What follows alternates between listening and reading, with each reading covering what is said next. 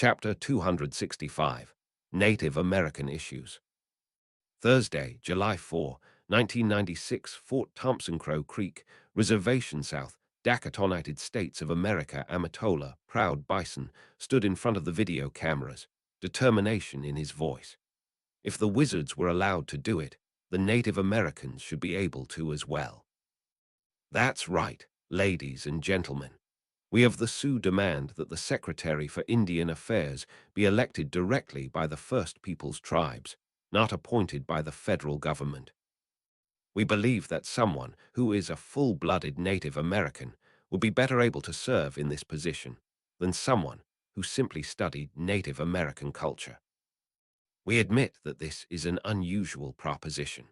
If it would make the federal government more comfortable, we would be willing to vote for this cabinet member, provided that the federal government commit to installing whoever we elected.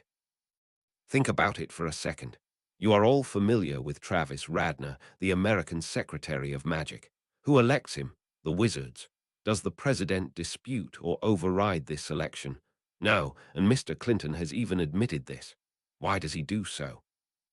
Undoubtedly, because he is less familiar with the wizarding world than the Muggle world, and as a result, trusts their judgment better than his own.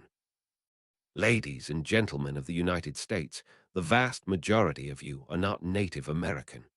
Do you really consider yourselves qualified to elect someone who is supposed to manage Native American affairs? Mr. President, I urge you to allow us to elect our own cabinet members. It is only fair, and we need at least some compensation for the appropriation of our land by the white settlers in the 19th century. To be perfectly frank, I wouldn't mind our ancestral homelands in the Carolinas back, but we will start with this for now. Some of the First Peoples may argue that it would not be appropriate for a Sioux to be elected Secretary of Native American Affairs, where this great country contains Apache, Dine, Hopi, and many other First People cultures. As a result, I offer a second option. Replace the Secretary of Indian Affairs with a body similar to the United States Senate, where each Native American community has a say. This Native American Senate will serve as the Secretary of Native American Affairs, with the majority leader given the formal title of Secretary. This committee can serve to represent our people as well as one individual person can. Angoon Satellite Office, MT, St. Helens Wizarding Facility, Yangoon, Alaska, United States of America.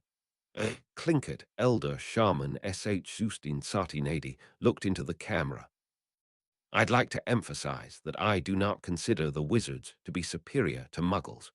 Do we consider Native Americans superior to the white folk? Nevertheless, I urge the federal government to pass a law which will ensure that all wizarding communities be guaranteed full autonomy and possible independence by the United States of America. Prior to the fall of the Statute of Secrecy, we lived entirely independently and had a thriving culture of our own.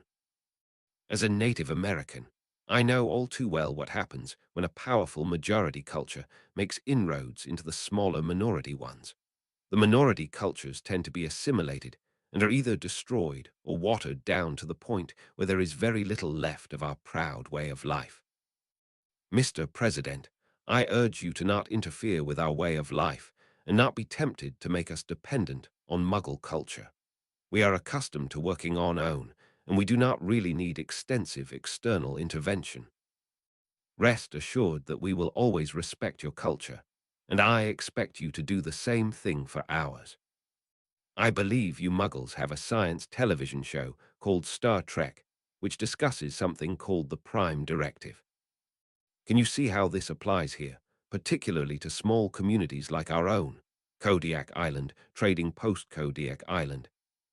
Cameras flashed as second citizen Liastra of Zalenda tried to explain her predicament to the astonished Muggles. You heard me right, ladies and gentlemen. We of Zalenda have managed to establish a small trading post colony on Kodiak Island, where we have been helping the Inuit and other local peoples from both the United States and Russia. Life is difficult for Muggles out there, and all we want to do is help. We provide them basic foodstuffs and wizarding services, and they provide us with fish and simple Muggle technology. Rest assured, the treaty between Zelenda and the Inuit people ensures that no military technology or weapons are transferred. Wizarding elders among the Inuit ensure that this is always the case. At any rate, we're hoping to secure the independence of this trading post. The area we have occupied is completely uninhabited by Muggles, and if the federal government wants some of its resources, such as wood or oil, we will be more than welcome to provide them if we do not need them. We've been there for a long time, ladies and gentlemen, and lived there peacefully. We have never seen any Muggles other than the Inuit, and only want to be left alone. Can't we be independent, or at least autonomous? If you wish, we will purchase this portion of the island from you. Your economy in trouble, and you need this money. City Council Chamber, Rock to Rattle City State of Rock to Rattle. In another wing of the same building, housing the Greater Council Chamber, a somewhat smaller room was now filled with a murmuring crowd of Rock to Rattle's finest. Some of them, such as the leaders of the great houses and the general staff of the Border Defense and City Guard, have known about the Global Council in the other hall. But the majority, like the minor houses, the Architect Guild Asterisk, the Banking League, and the various trade unions influential enough to be invited, have only heard the rumors, although those were frightening enough on their own. The fiery birth of another lake between Ontario and the sea, the mysterious illness striking those downriver from it, and even wild tales about the Statute of Secrecy's end sounded like the ramblings of madmen or junkies, but if they were true, they meant changes, and hardly for the better. Like the Greater Chamber, this room also had a podium in the middle, from where the eldest addressed his city's people. This time, he did not need sonorous as soon as he swam to his place. Everyone in the room fell into curious silence. My fellow citizens, I'm here today to announce you some important news. Some of you already know what's going on in the world around us, and I've decided the time has come to dispel my people's ignorance. Most of the gossips you've heard are true. There was a judgment day 2 weeks ago, and the surface realms have seen weapons of unprecedented power in action. One of those had smitten the river connecting Lake Ontario with the sea, blowing a crater more fitting for a guard's punishment than a petard, and apparently poisoning the river. From what our wizard guests and friends tell us, there is no spell capable of such a feat, so we must assume the logical conclusion that it was the work of Muggles. We already know they are a force to be reckoned with their steel boats and giant harpoons, and their careless spilling of oil and poison, but still, this is unprecedented. Both more worrying and reassuring is that these weapons seem to be available to Muggles since decades, and they didn't yet destroy the globe with it. I know this sounds ridiculous, but there is a very good explanation how we could have missed this. Head astronomer, please present it for us. An old siren woman rise to the podium, accompanied by a wizard, who conjured a miniature 3D image of Earth, about 10 meters in diameter, floating above the gathered people. Red dots blinked into existence in various blue-covered parts of the map, each accompanied by Murmish text date and classifications. Gentlemen, what we see here are all the recorded great explosions of the last 2 centuries. As most of you've heard, there were much more falling star impacts and volcanic eruptions in the past 50 years than before, or so we thought until recently. We have the luck to see our nomadic cousins visit the Great Council, and listening to their stories, I began to see a pattern. These explosions here, some of the red dots turned into a bright bluish white, were recorded in tribal legends as coming without warning quakes and poisoning the water around themselves. Some of these people suffered horrible diseases and eventually death, in the exact same manner as those who fell ill while swimming in Ontario's river. Hair falling out, weakness, nausea and vomiting, fevers, blood vomiting, and in more serious cases, bleeding from lesions on the skin and from all orifices. For decades, those stories were treated as stupid tales of superstitious savages. But now we see that those must have been the previous detonations of these horrible Muggle weapons, and judging by the size of these explosions, Some of these were far greater than the ones unleashed on Judgment Day. Thank you, head astronomer. The eldest looked around in the room, watching the assembly's reactions. Some were silent and deathly pale, others visibly skeptical. My fellow citizens, you see the proof that Muggles have reached and exceeded the power of wizards, whom we thought were the most powerful beings living on our planet. However, unlike with wizards, we don't know much about them. We have no treaties, embassies, or any connection at all with them. Worse still, they know about us. They interviewed the Merchieftainess Mercus of Lake Hogsmeade. While she didn't tell them of settlements other than her own, wizards know about us, and now Muggles appear to have free access to their knowledge. We must prepare to contact them, and we must show our best side to them. We must show power, wisdom, beauty, courage, and unity. To this end, I, the eldest of Rattle, now declare a wartime truce, valid from effective immediately until further notice. Your precious game stops now, and we mobilize all our forces to be ready at a moment's notice. Spread the word any and all infighting from now is to be ceased under threat of grave punishment. Ladies, gentlemen, thank you for your time. Looking around in the room, he saw at least a third of the participants visibly disagreeing with his decision, but according to the law, they didn't oppose him yet. The eldest, once known as Jesus Snurbevan, was no fool. He knew the rules of Rattle, the rules of the game, and he recognized the promise of assassination attempts in people's eyes when he saw it. Then again, being the target of such attempts was anything but unusual for him. It kind of came with the job. Meanwhile, in the Zuckwoody's manor, downtown Rattle. That's marvelous, Thune. It feels like riding the golem and being one with it at once. I have legs, and power, so much power. Does being a giant feel like this? I wish you could try this too. Zuckwoody's was walking all around the study in the now completed and fully operational prototype spider walker, displaying agility comparable to a real acromantula and strength comparable to a giant. During the last few days, the two scholars worked out all the issues of the machine, combining quality metalworking with arcane arts. The result was everything they were tasked with, and it has shown plenty of further potential. They had hardly begun adding enchantments and specialized extra parts to the golem. You know, it wouldn't take much to modify it for human use. In theory, I could squeeze myself in there even now, but it would require breaking my legs in a couple of places. But I could pilot it just like you. Ha, look at that. I can use the blades I added as some of your furry terrestrial predators use their claws. It seems whatever I added, the golem mind accepts it as a proper part of the body, even if no spider has such parts. Just think about the possibilities, my friend. The siren willed the machine spider to lift one of its legs, extend the knife concealed within, and skewer a piece of fried fish lying on a half-empty dinner plate on the table in front of him, gently enough to leave the plate intact. I have to admit it's impressive, but I think you still have more important work to do than fooling around with my food, Gia. We have to make a backup model to prove the design is reliable and fit for production. Thank God we can do much of the work by Geminio this time, but I'll still have to repeat all the enchantments, replenish all magical substances, and you'll have to check, and if necessary, readjust every rune, gear, and spring in the copy to make sure there are no imperfections remaining when it's turned on.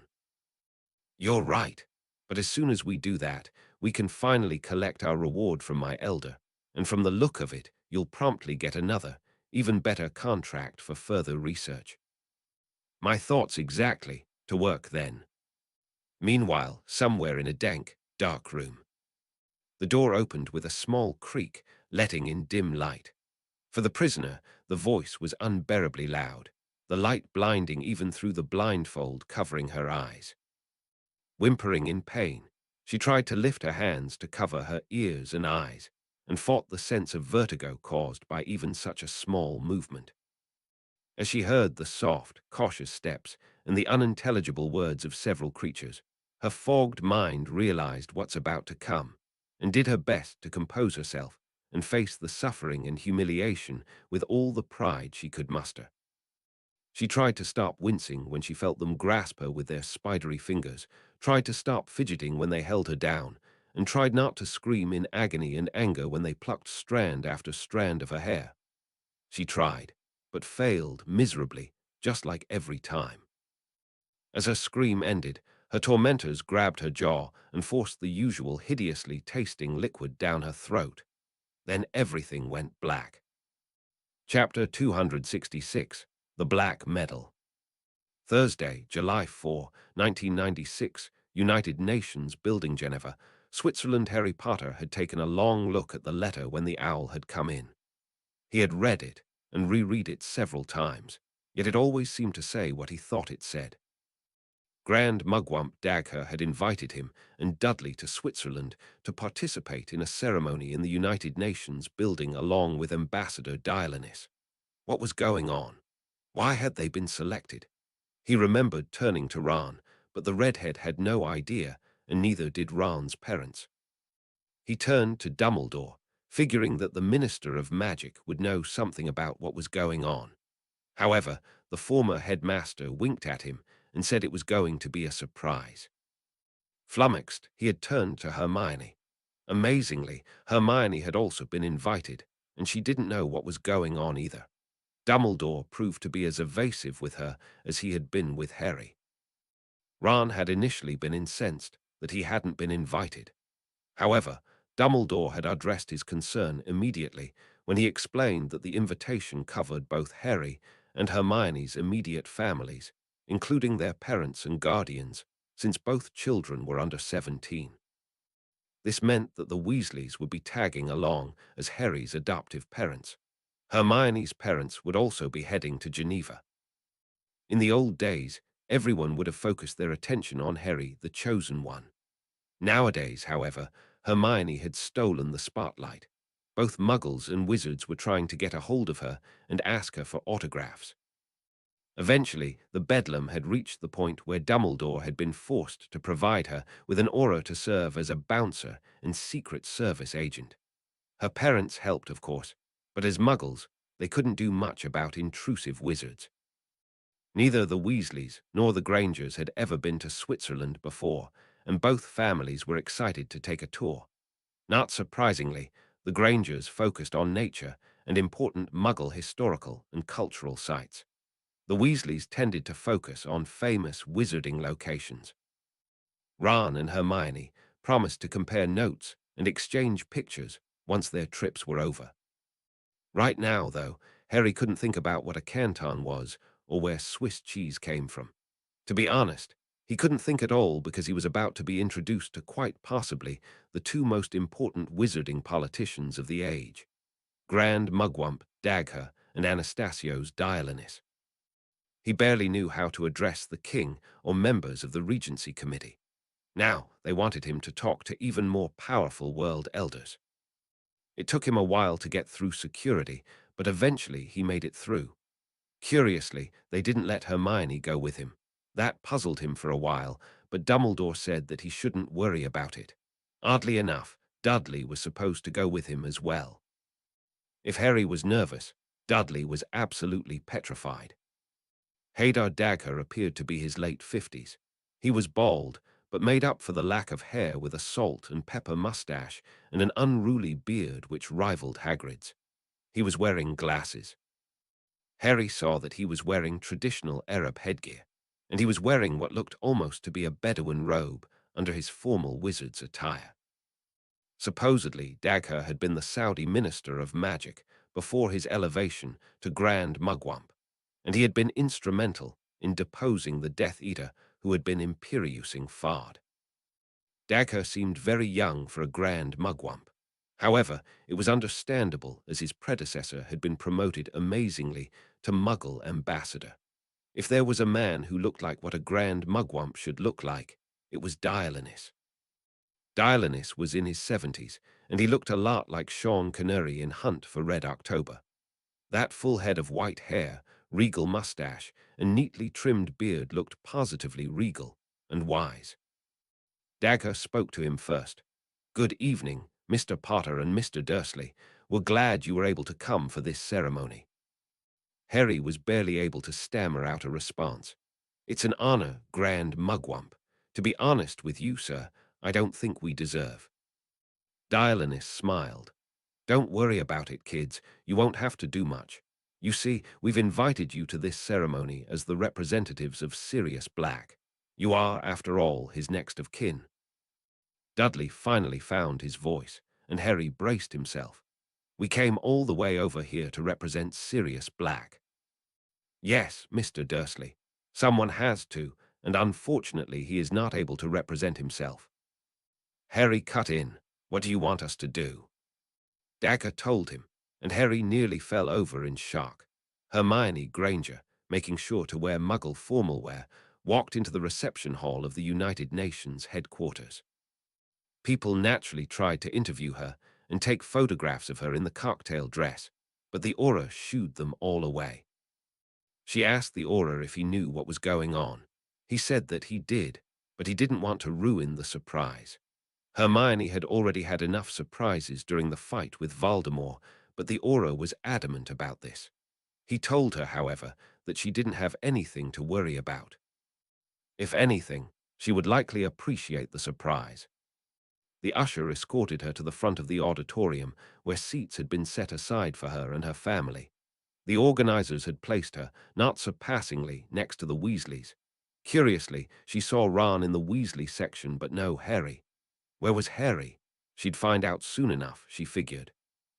Her parents naturally took a liking to the Weasleys, especially when Mr. Weasley, he showed off his George Cross and told them that he was involved with the Bentley Pegasus project.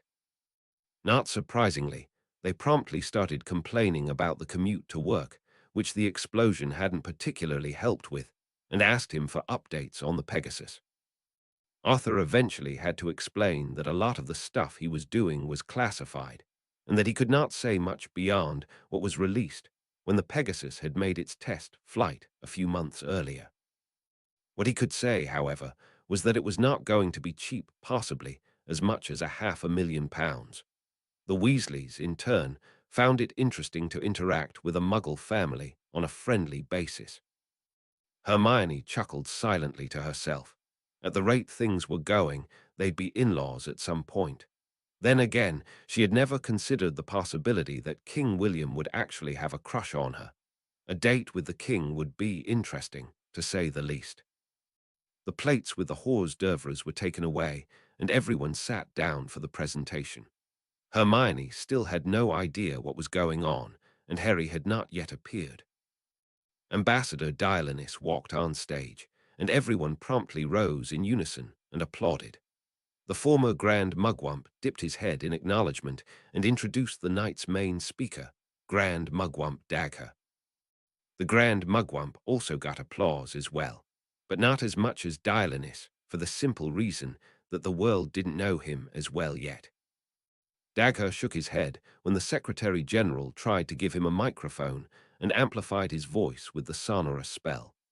Grinning apologetically, he began to speak. "Ladies and gentlemen, Muggles and wizards, I have called this gathering to introduce a new award which will be given every year to an outstanding witch or wizard who has made breakthroughs in the world of Muggle relations. In order to be eligible for this award, he or she must have gone out of his or her way to improve the lives of Muggles around the world.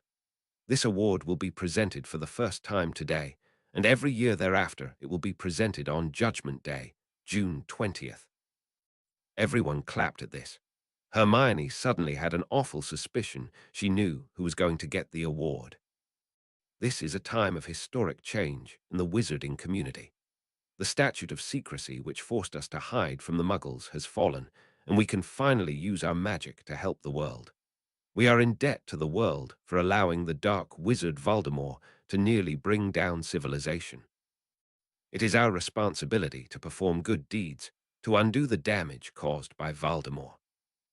Hermione's parents' eyes widened, and they looked at her.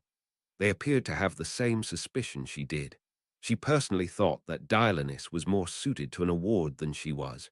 However, it occurred to her that he'd already been showered with Muggle awards. Besides, he'd already introduced the Grand Mugwump as the main speaker, so it would likely be inappropriate for him to suddenly get it. Dagger continued, "Allow me to introduce two new guests. One of them is a wizard you have already met. Indeed, you met him well before you met any of us. His name is Harry Potter, and he is a sixth-year student at Hogwarts. As it so happens, he was the wizard filmed during the Super Bowl commercial. Ladies and gentlemen, Harry Potter." Harry stepped out onto the stage in full Muggle formal wear, and Hermione's eyes widened. The most logical other guest would be Ron, but Ron was sitting next to her. "Who?" Dagger continued, "Our next guest will be Harry Potter's Muggle cousin, Dudley Dursley. Although Dursley comes from a family which tends to look down upon wizards, in fact, his uncle founded America for humans, and his father helped found Britain for humans. He has accepted his brother's status as a wizard and has started to turn his life around. We can all hope the rest of us are able to bury our prejudices in this way. Ladies and gentlemen, Dudley Dursley." Hermione's jaw dropped as Dudley walked on stage and stood next to Harry. Dudley? What did Dudley have to do with this? Harry looked excited, but Dudley looked very nervous. Dagger nodded to the two boys and resumed his speech. "I have invited these two young men here to represent their late adopted father and Harry's godfather, Sirius Black. As many of you may know, Sirius shot Voldemort with a pistol in North Korea, a brilliantly unorthodox move which evaded the power of the Elder Wand. Prior to his service in Korea, he was a member of His Majesty's Secret Service and defied his family's pureblood tradition by entering Gryffindor House and being supportive of Muggles. He was one of the bravest men I have ever encountered. With that in mind, it is my great pleasure to introduce the Black Medal, a decoration which will be awarded to the wizard who did most to help Muggles and ease wizarding-Muggle relations."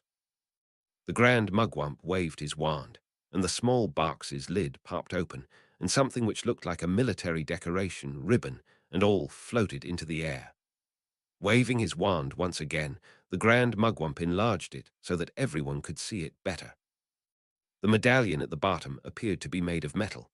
There was a ring of gold around the perimeter, a couple of rubies embedded in it, one on each side. The obverse of the medallion showed Sirius Black's face on top and his dog form on the bottom. Along with these were the words 20 Jun McMskvi, never forget. The reverse showed a robed man and a uniformed man shaking hands. Underneath it were the words Wizards and Muggles, peace on earth. Dagger explained, "The rubies represent the blood spilled during Judgment Day. The dog on the front is actually Sirius Black's animagus form, as he appears to have been an unregistered animagus, or a wizard who can take the form of an animal." Dumbledore, who was sitting a few rows away, chuckled at this. Hermione did as well.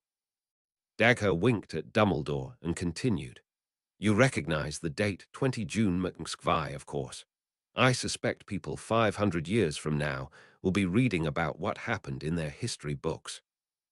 The Grand Mugwump pointed at the metal. "The metal used in this inaugural Black Medal comes directly from the events of Judgment Day itself. Specifically, Sirius Black's gun, the one used to kill Voldemort. It was melted down and turned from a weapon of war into a symbol of peace." Everyone clapped at that. Dagger finished his speech. "That, ladies and gentlemen, is the Black Medal. It is now my great honor to present the 1996 Black Medal to a young witch who used her Muggle background and wizarding skills to create an innovative defensive mechanism which protected millions of people from illness and possibly death as a result of the nuclear explosions detonated on Judgment Day. Her bold work proves, once and for all, that Voldemort was mistaken in his belief that pureblood wizards are superior to those with Muggle ancestors." He looked at Harry, and Harry took the medal from him. Ron's eyes suddenly widened, and he started kissing her effusively. She did what she could to get him to stop, but there wasn't much she could do. Those pictures would probably get all over the news and possibly into the Daily Prophet. She had barely managed to fend him off when Dagger finished the last sentence. The 1996 Black Medal goes to the British witch Hermione Jean Granger. The crowd roared and cameras flashed once more as Hermione, still unsure how to react, got up and headed towards the stage. Her first thought was, "God, I hope I don't screw this up." Her second one was, "Harry may be a very nice friend, but if his hand touches my chest instead of that medal, I'm going to turn him into a toad." Chapter 267. Second, Citizen Leastra of Watt. Thursday, July 4, 1996, Oval Office, Washington, DQ, United States of America. Radner didn't like where this was going. First, Círdan abducts some American citizens, forcing him to tell the president that the island nation existed. Now that crazed woman in charge of Zelenda reports that it had been interacting with the Inuits for years and wants to buy up part of an Alaskan island. He doubted Clinton would agree to that. Radner was troubled by this as well, at the very least because Zyland implied that they had been messing with the Inuit since before the fall of the Statute of Secrecy. Clinton asked him once again, "All right, Radner, what the hell is this Zelenda? Is it an organization of some sort? If it is, it's damned peculiar that I've never heard of it. Is it another hidden island like Círdan?" Radner took a deep breath and explained, "Zelenda is another hidden nation situated in the North Pacific. It has a communist form of government, which actually works in this case because the wizards help keep corruption in check, and the nation is small enough to prevent the state from developing the overhead and bureaucracy that did in the Soviet Union." Clinton nodded, "Sort of like an Israeli kibbutz then." "Yes, sir. It's got about 20,000 people, all wizards. They are led by the first citizen, and their cabinet staff are given the title of second citizen." Clinton whistled. "In other words, we just got a message from their Secretary of State." "Yes, sir. It is a standard diplomatic audience for the Zyland." Clinton looked at him hard. "Let me guess. They're going to try to enslave us too if they get a chance." Radner shook his head vigorously. "No, sir, they won't. Círdan is unusual in that regard, and it's just bad luck that we ran into them first. Most wizarding nations respect Muggles, or at least have a live-and-let-live foreign policy with Muggle states. I must say, sir, that if there's anything unusual I see here, it's the fact that they've managed to set up a trading post well before the Statute of Secrecy fell. From the little I know about the situation, I get the impression that they interact with the Inuit tribal shamans, and the tribal shamans pass off the magic as gifts from the gods, thereby preserving the Statute of Secrecy. That may have changed, though." Clinton nodded. "Makes sense.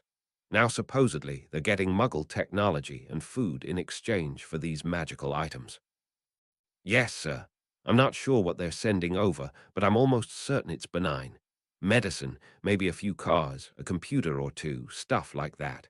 Their treaty forbids the exchange of weapons." "That's good to hear, Radner. Maybe we can learn from them since they've probably had a few years trying to meld magic and technology. Here's what I'm thinking. They've already got a post there, and they want that land. I'm not giving them the land, of course. However, I am thinking of having that territory be set aside as the Zyland Embassy and national cultural landmark. If they want to start diplomatic relations, we'll consent. We should also send some anthropologists up there to spend more time with the Inuit and these guys. Who knows, maybe we can get these guys to beat up on Círdan with us." Radner froze. Zelenda almost certainly knew about Círdan's peculiar customs and would almost certainly want it eliminated. The question is whether they would be willing to go to war and drag the entire Gulliver consortium along with it. If they got involved, you could get a hidden nation world war. Considering what had happened over the past few weeks, a war involving large numbers of wizards all around the globe was not a good idea. Cautiously, he said, "I doubt they'll agree to a war, sir. They're on the other side of the globe, and as you can tell, they're much more pacifist than the Círdan. From what I've been told, they even provide magical services to Russian Inuits in eastern Siberia during the Cold War." Clinton's eyebrows shot up. "Wow, Thank God Stalin or someone like that didn't find out about that, or we'd have had big trouble if the statute of secrecy had fallen in 1950. Radner grunted. He didn't even want to think about that. Clinton changed the subject. Change of subject. That Granger girl, the one who created those fallout shelters, I was wondering if she'd like a little gift. Geneva, Hermione was going to need a new robe at some point, she thought. Right now, she was wearing enough medals to overwhelm a metal detector. The black medal was hanging from her robes now, next to the George Cross and the Order of Merlin First Class. There was also a little golden pin which none of the wizards recognized, and for good reason. It had been a gift from the king. He was clearly interested in her, and she was intrigued by the possibility of being a princess. But what was she going to do with Ron? Crumb would have been a possibility, but he was dead. Lockhart had been cute, but twice her age, and now didn't know who she was. Someone tapped her on the shoulder. It was the American representative.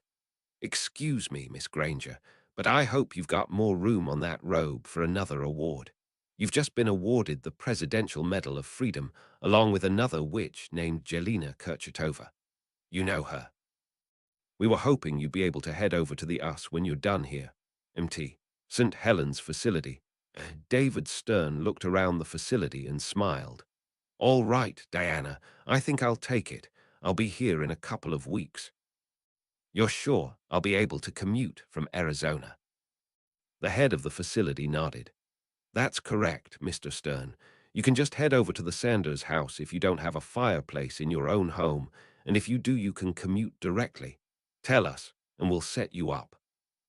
Stern nodded. "Good idea. I'll tell you where I live. I'm looking forward to this, and it's not just for the pay raise." The head of the facility shook his hand. "I'll look forward to working with you, Professor Stern. Market District, Rockter City State of Rockter Rattle." Red Squad was currently gathering around a two-storied building, taking up dolphin shape to go over the plans one more time before the action. In another part of the city, unknown to them, the eldest has just announced the halt of the power struggle between great houses and a general mobilization, meaning that barring a skeleton crew investigating major crimes that landed in their jurisdiction, all border defense personnel were to report for duty at the HQ to be assigned on patrol and scouting missions. Currently, their investigation was considered a relatively insignificant one. No Merpeople citizen's life was in danger, and every foreign diplomat or sanctioned wizard of the guilds were accounted for, meaning the human whose hand they found was a nobody, a wizard working illegally with no oaths taken. The situation will be radically different when they report back to HQ half an hour later. But for now, they prepared to look around in the jeweler's shop. One of Kima's old contacts advised to them. Came the report from a squad member, as he emerged from the building wearing, or rather, not wearing, civilian clothes and morphed into his animal form. Following the signal that meant all exits are secured, Kima and four of his squad mates changed into merpeople shape and entered the shop. The only one they saw was the shopkeeper, a visibly bored, middle-aged siren woman. "Greetings, lady and gentlemen," to Bagronks. "How may I help you?" "I'm Kima from Border Defense. We're gathering information about this enchanted ring we found." The shopkeeper took a close look at the jewel and told them it's goblin work. They should go upstairs and ask Mr. Bagronk if he can tell anything about it. Moments later, upstairs, the five merpeople waited in the airlock till their breathing grew accustomed to the dry, hot air of the workshop. This floor had several small rooms. They stood in the big one with the forge and various instruments in it. So far, they saw only one goblin, an elderly male with a high-quality but moderately sooty protective clothing. "Greetings, my name is Bagronk, and you are?" His face was steady, his manners collected, but also a bit smug. His accent flawless. Gulliver interrogating this fellow was proving to be challenging. "I am Kima from Border Defense, and we are here to ask you some questions about this ring." The goblin took a quick look at the jewel, showing very well-masked signs of surprise, then asked the woman, "What, no family name? An oath taker?" How could this little ring be so important to your people that they send high-rank officers to my lowly store? I'm asking the questions here, Goblin. Do you have any information about the ring? Well, of course, it's no doubt fine goblin work, and enchanted too. I have some very detailed records of such masterpieces of my people. If you allow me to take it to compare it to the pictures, I'll be back with an answer in no time. Fine, but I come with you, came the cautious answer from the mermaid. There's no trust in you folks these days, is there? Fine, we shall go. Just wait till I change my clothes lest I soil the paper. Quickly getting rid of the apron and gloves in favor of a long-sleeved robe, the goblin showed the way for Kima into one of the small rooms, this one packed full of bookcases. The jeweler climbed up a ladder, looking over dozens or even hundreds of old, heavy leatherback books, murmuring under his breath. Necklace, bracelet, ring, silver, gold. Magical with gemstone. Here we go. Only 3 volumes to check. Officer, would you please help me getting these down? They are quite heavy. As he lifted book after book, putting the ring down on the top shelf, he kept murmuring, probably reciting the content of each book. Then, as he made sure the detective was occupied with the books, he reached into one of his sleeves and very softly murmured something different. Geminio. Another ring appeared next to the original.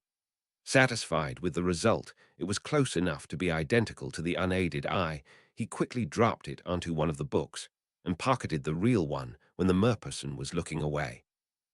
After a good half an hour of turning pages, they finally found what they were looking for. Quality drawings and detailed descriptions of the ring, unfortunately, in gobbledegook. Though the goblin appeared to be happy to help, Kima couldn't help but hear her intuition screaming for her to be cautious. This is it, without doubt.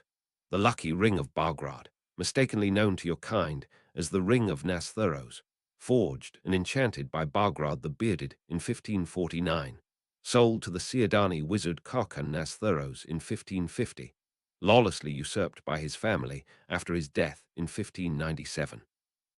Since then, those thieves had it, and after they were exiled from Círdan 35 years ago, they probably brought it here to Rattle. Sadly, they met their end 13 years ago, when the house they worked for fell from grace. My people searched their possessions, but no trace of the ring was found until now. Thank you, that's a lot of useful information. Now, please let us borrow this book, so our experts can verify your claims. And of course, I need the ring back. Now is not the time to decide whether it should go back for the goblins. Of course, officer, I'm proud to help the police of this glorious city. Just give me a minute so I can do the necessary paperwork. Gorbag. One of the small doors opened, and a younger goblin came in. The old one wrote a receipt and gave it to the other one, changing a few words in their unintelligible language. Then the apprentice left towards the back door. Forgive me, he only speaks gobbledegook. Now, is there anything else I can help you with? Downstairs, back alley. The back door opened, and a goblin, attempting to walk on the pavement, breathing with the help of gillyweed, suddenly found himself at spear point in front of 5 merpeople. Paling in fright, it took him a while to compose himself and use rudimentary sign language to explain them everything is all right, and they should let him pass. And he probably would have been successful had a house, elf not apparated above him. This way, though, he stumbled under the weight of the creature and was forced to sidelong disapparate from the scene, but not before something fell out of his clothing and on the ground. Stunned by surprise, Tony didn't need much time to recognize the item. Hey, the little bastard tried to smuggle my ring out. Upstairs. Here is the book, the waterproof carrying bag for it, and with this receipt, you could access all reports detailing Nasthero's financial activities in our local bank.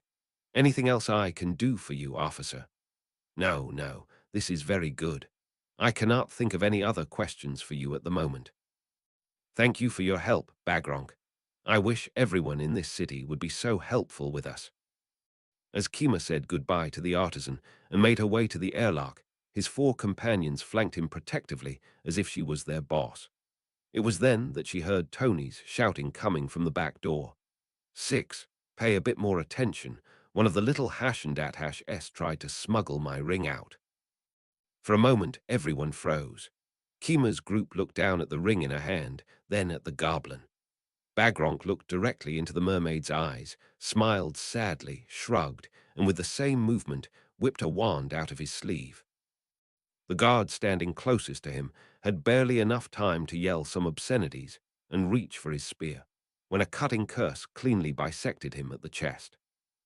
Then, as the detective shouted, "Take cover," the goblin answered with hurling an incendio their way and turning to face Tony, who by now overcame his initial shock and lunged at the spellcaster. Two things happened at once. A slash appeared on the merman's face, right through both eyes, and his spear was embedded into Bagronk's chest. As they both fell bleeding to the floor, the conjured fire dissipated, allowing the slightly parched survivors of the first group to approach the fallen foe. Bagronk was still alive, but just barely. His wand fell from his hand, and the weight of many grasping arms and tails crushed his appendages to prevent any further tricks. With blood rapidly filling his lungs, he still found the strength to say his last words. "Foolish, asterisk cough pawns of wizards, my death is, just set back." Then his eyes glassed over, and he spoke no more. Chapter 268. Advice from Robert Jordan. Friday, July 5, 1996, Rigney Residence at Charleston, South Carolina, United States of America. James Oliver Rigney, known to the science fiction and fantasy community as Robert Jordan, was working on the latest Wheel of Time book when the call came in. He was already well into the series and expected that it would take more than 10 books of more than 600 pages each to finish the plot as he saw it. He was fairly certain that he'd get an opportunity to finish all of the books. The ones which had already been published had proven to be strong sellers, and the Wheel of Time had started to develop a strong following among the fantasy community. One of the defining features of the series was its unusual system of elemental magic. Wizards, primarily women in the series, cast spells by manipulating or weaving elemental magic. Unlike most fantasy novels, where the wizard just casts a spell, a Wheel of Time which would follow an intricately detailed, and usually prescribed, recipe for mixing the 5 magical elements to provide the desired result. It was also unusual in that men and women accessed the 5 elements in different ways, and one could not learn magic from someone of the opposite gender. It was also possible to enhance a wizard's power with magical artifacts, or permanently remove a wizard's spellcasting ability as a punishment. He had been thinking about how exactly to continue the series when the phone rang. Hoping he wouldn't lose his train of thought, he walked over to the phone and picked it up. "Hello." An unfamiliar voice answered him. "Good evening. Is this James Rigney I'm speaking with?" "Yes, who is this?" "Secretary of Magic Travis Radner. A Muggle friend of mine named Isaac Sanders has helped me set up a conference call with the Grand Mugwump, Hadar Dagher, who is currently in Geneva for a conference." Rigney blinked. What on earth did he have to do with the Secretary of Magic, let alone the Grand Mugwump? "I'm honored, gentlemen, but I think you've got the wrong man. I'm a former soldier and fantasy writer, not a wizard." "That's precisely why we've contacted you, sir.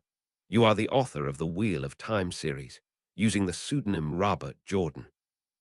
Rigney wondered where this was going. Were they going to complain that his depiction of wizards was inaccurate? Other authors had complained that the wizards were starting to meddle in places they shouldn't have. "Yes, I'm Robert Jordan. How can I help you?" The answer caught him completely off guard. The Grand Mugwump was wondering if you could explain how the Amulin seat imposed the Aes Sedai oaths on the surviving spellcasters after the breaking of the world. Rigney's jaw dropped. The Secretary of Magic had called him to ask him about his series. This made no sense. Cautiously, he said, "I'm sorry, Mr. Secretary, I can't say. You'll have to read and find out in case I decide to include that information in a future book." I'm flattered by your appreciation of the series, though. Radner's response surprised him even further. Actually, we're calling for a different reason. Are you familiar with the anti-wizard group Britain for Humans? Rigney scratched his beard. I'm familiar with America for Humans. Are they related? Yes, Mr. Rigney. In fact, from what we can tell, the man who founded Britain for Humans was the brother of the man who founded America for Humans. At any rate, let me bring you up to date on what has been going on. As you know, the emergence of the wizards over the past few months has changed the world drastically. People have known that people can use magic to do great wonders for society, or destroy it. Rigney shuddered. I'm aware of that, sir. We all are, Mr. Rigney. Well, the various Something for Humans groups said that they would continue to attack wizards until the wizards took decisive action to police themselves. The Grand Mugwump has required that psychological tests be administered to all future wizarding candidates, which was a good start. However, Britain for Humans said that it was not enough. They are demanding that in order to regain the Muggles' trust, wizards must swear unbreakable vows to use their magic responsibly. Rigney nodded. That makes sense, sir. In fact, The man known as Robert Jordan suddenly realized something, and he almost dropped the phone. They couldn't be thinking what he thought they were thinking, could they? He had to ask, are you telling me that you're trying to start a real-life Order of Aes Sedai out of the wizards, complete with the 3 oaths from the Wheel of Time series? That is correct, Mr. Rigney. The first step will be requiring that all wizards take all 5 of these vows as a requirement for graduating any wizarding school. Needless to say, forcing an unbreakable vow on someone will be controversial, so that's why we want your advice here. How did you do it in your story? Rigney didn't want to disappoint them, but he had to. I've always assumed it was a fait accompli, gentlemen. The 3 oaths have become an accepted part of the landscape by the time the main plot line commences. I never thought much about it, other than the fact that they were introduced to convince the world that wizards could be trusted again. Dagger cut in. Which exactly the case here, Mr. Rigney. Most wizards are not insane like your male spellcasters, or evil like Voldemort. We believe we can do a lot to help the world, but we need to regain their trust. We've agreed that some sort of unbreakable vow is probably necessary, unwanted, but necessary. The question is what these vows should be, and as it turns out, Mr. Sanders is a fan of your series and used the Aes Sedai vows as a starting point. Rigney didn't know what to say. I'm flattered once again. I'm not sure if the Copyright Office will let you use the term Aes Sedai, however. You may want to check on that. Also, keep in mind that although the 3 oaths work for the most part in the story, there are still evil witches in the Wheel of Time universe. Furthermore, the simple fact is that the Wheel of Time universe is a fantasy. Real life will almost certainly not mimic that. It's the best we have right now, however. Would you like to hear the vows? Yes, I'm curious where the other 2 come from. The first vow is a prohibition against magic, except in self-defense, defense of another sentient being, or against dark forces. The second one is a prohibition of creating weapons, which can be used to harm another sentient being either emotionally, physically, or mentally. This includes working for a defense contractor. Those are taken from your books, are they not? Yes, there is also another one which prevents lying. Sanders told us about that, Mr. Rigney, but we cannot use it because the punishment for violating an unbreakable vow is death, not inability to commit the act. The fact that a little white lie can kill you makes it too dangerous. Rigney nodded. I see. What are the other 3? The third one is to swear to follow the laws of the land and its ruler fairly and impartially, unless those laws force the wizard to violate one of the other vows. Rigney nodded. Aleda's 4th oath, even though it hadn't even been introduced yet. Number 4 is to train future generations of witches and wizards to take these vows. Rigney approved of that. In the books, The three oaths had been custom for so long that people never thought of not introducing them to prospective witches. Here, however, the world had to initiate that custom. Therefore, it needed another oath. Finally, number 5. A prohibition against renouncing any of these oaths. There we have it, Mr. Rigney. 5 unbreakable vows. Rigney whistled. I like that last one a lot, and the fact that it is possible to renounce an oath in the Wheel of Time series opens the door for evil witches.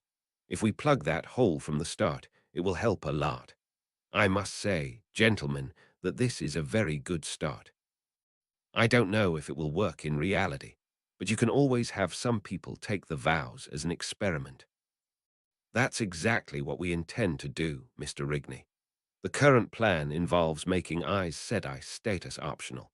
Although this will not prevent evil wizards from continuing to harm people, it will set a major precedent for taking the vows. All we have to do is to have one company, such as our Wizarding Services Corporation, require Aes Sedai status for employment.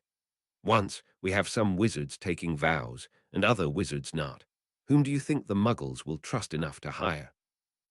Rigney chuckled. I see your point, sir, very clever. What are you going to do with people who don't think unbreakable vows will be necessary for the wizards to police themselves? After all, things like fines are much more humane. What happens if a country declares forced adoption of the 5 vows unconstitutional? So to speak, in that adoption should be left to each individual nation. Dagger sighed. I hope that doesn't happen. If it does, we'll cross that bridge when we come to it.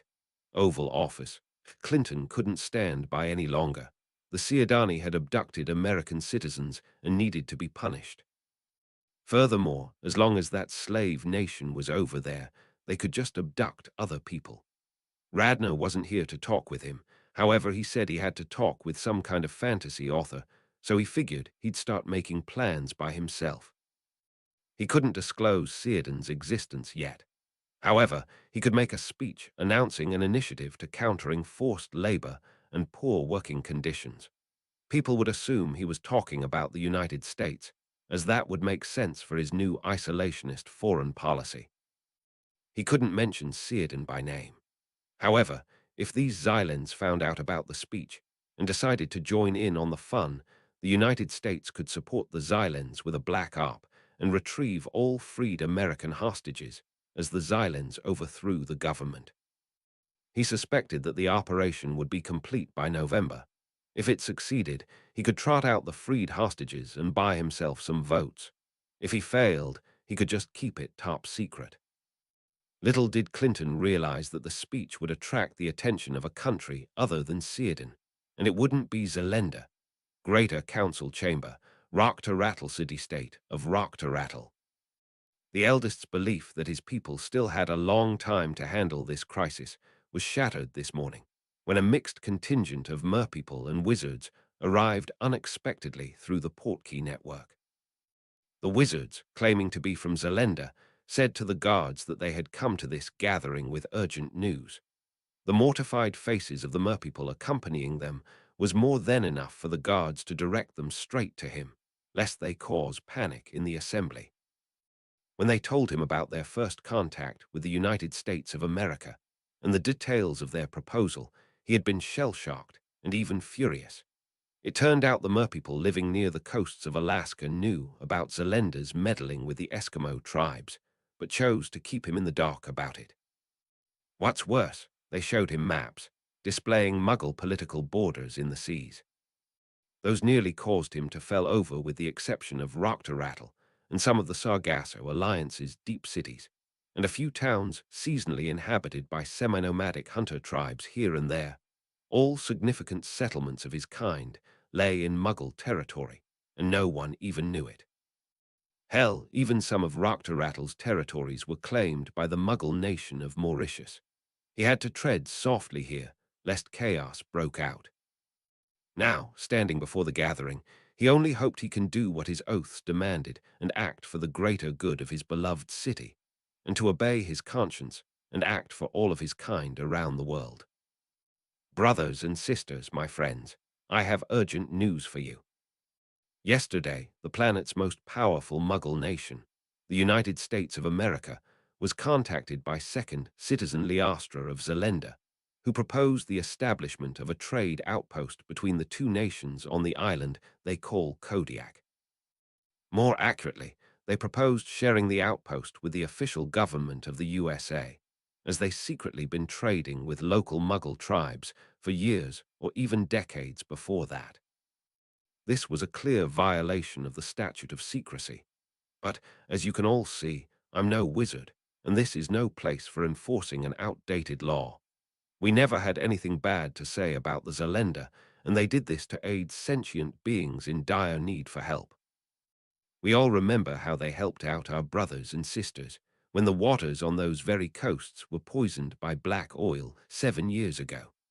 Their altruistic actions are inspirational for all of us. They also were kind to warn us that the Muggles, completely ignorant of our existence, have claimed vast areas of the oceans for themselves. Before you think anything bad about it, I repeat, they did not know about our settlements in those areas. I'm confident that with good diplomacy, we can remedy the situation without bloodshed. However, our Zelenda guests admit that Muggle governments have a bad record when it comes to treating less powerful groups with honor. To avoid such incidents, I propose we go to them as one united group. We will contact them just like Zelenda did, using the same outpost to do so. My city has a lovely tradition of wartime truces. For those of you unfamiliar with the expression, it means the mobilization of all armed forces and the ceasing of internal conflicts between the houses of Rattle. Today, I propose we expand this. Let all our people cooperate and muster our strength together.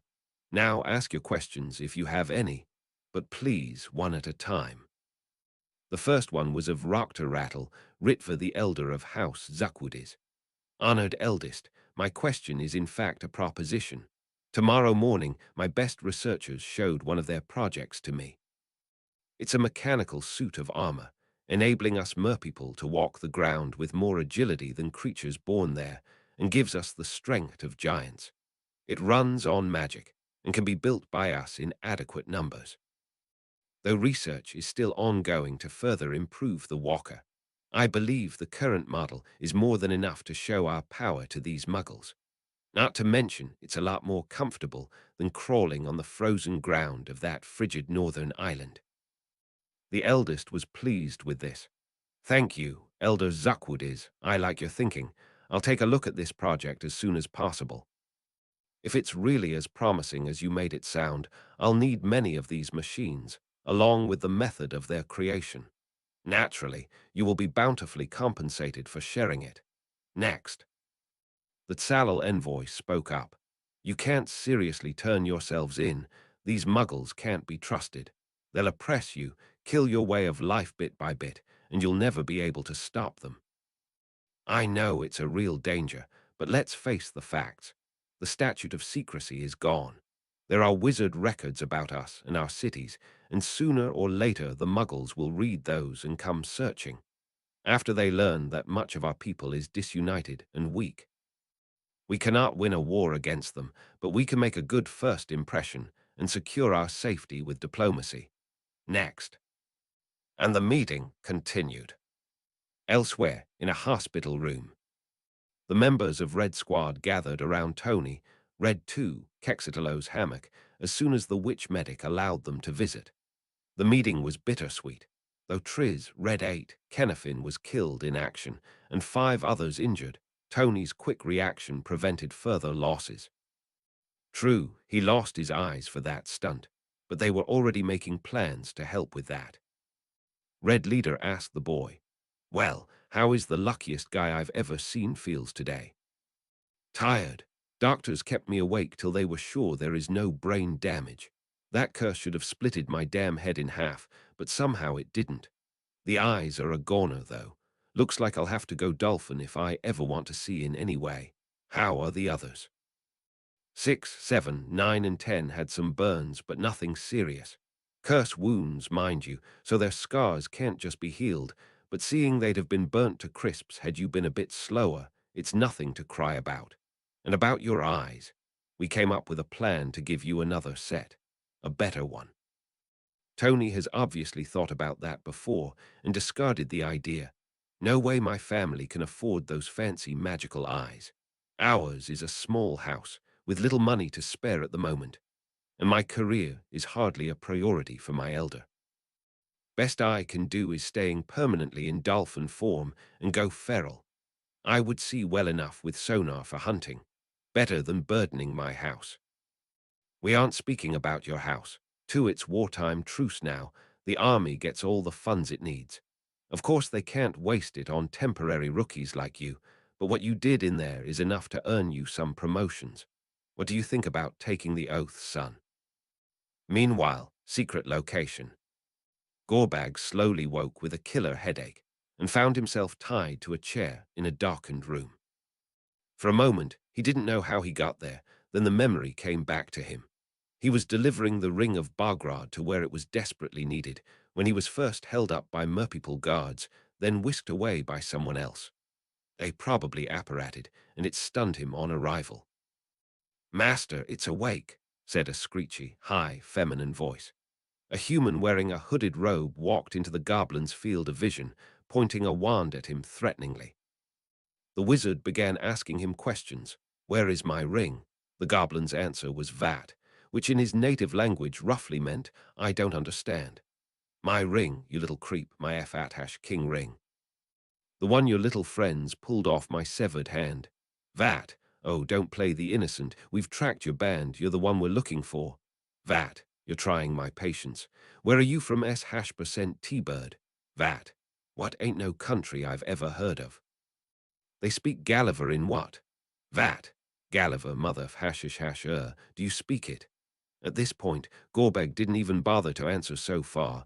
The fool apparently believed he can't cross the language barrier. The wizard's next words chilled his blood. "All right, I gave you the chance to do this in a civilized way, but now the gloves come off. Legilimens." Chapter 269. The First Eyes, said I.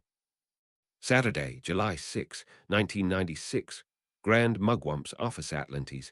The high-level bureaucrats had argued late into the night, along with Isaac Sanders, several other Muggle representatives, and the man known as Robert Jordan. Dagger realized very quickly that getting people to take unbreakable vows was not going to be as easy as he had hoped. In principle, everyone agreed that the wizard should take some kind of vow, similar to the way Muggle doctors did with the Hippocratic Oath. However, once the wizards realized that they would actually have to swear the vow themselves, they suddenly became much less enthusiastic about it. Sanders claimed that a Muggle expression neatly encapsulated this situation: "NIMBY, or not in my backyard." Both Jordan and Dagher were astonished to discover that it was possible to swear an unbreakable oath in a way similar to the 3 oaths in the Wheel of Time series. That is, wizards would be physically incapable of violating them, in this case due to excruciating pain which spells could not counter. Once Jordan heard about this, he immediately reintroduced the first Wheel of Time oath, the one against lying, as the 6th vow. The wizards had gone ballistic when he had done so. Most decent wizards wouldn't manufacture weapons and would be more than willing to use magic in self-defense, particularly in a world where wizards were still somewhat of a mystery. A blanket prohibition against lying, on the other hand, would be much more difficult to deal with. Jordan argued that, although the prohibition against lying would not do anything to make it harder for evil wizards to emerge, it would make it much easier for the world to trust wizards as a whole. Distrust of wizards, and not dark ones like Voldemort, were the biggest issue the world had to deal with at this point. Besides, if people knew wizards would keep their word, they could serve as impartial diplomats and judges.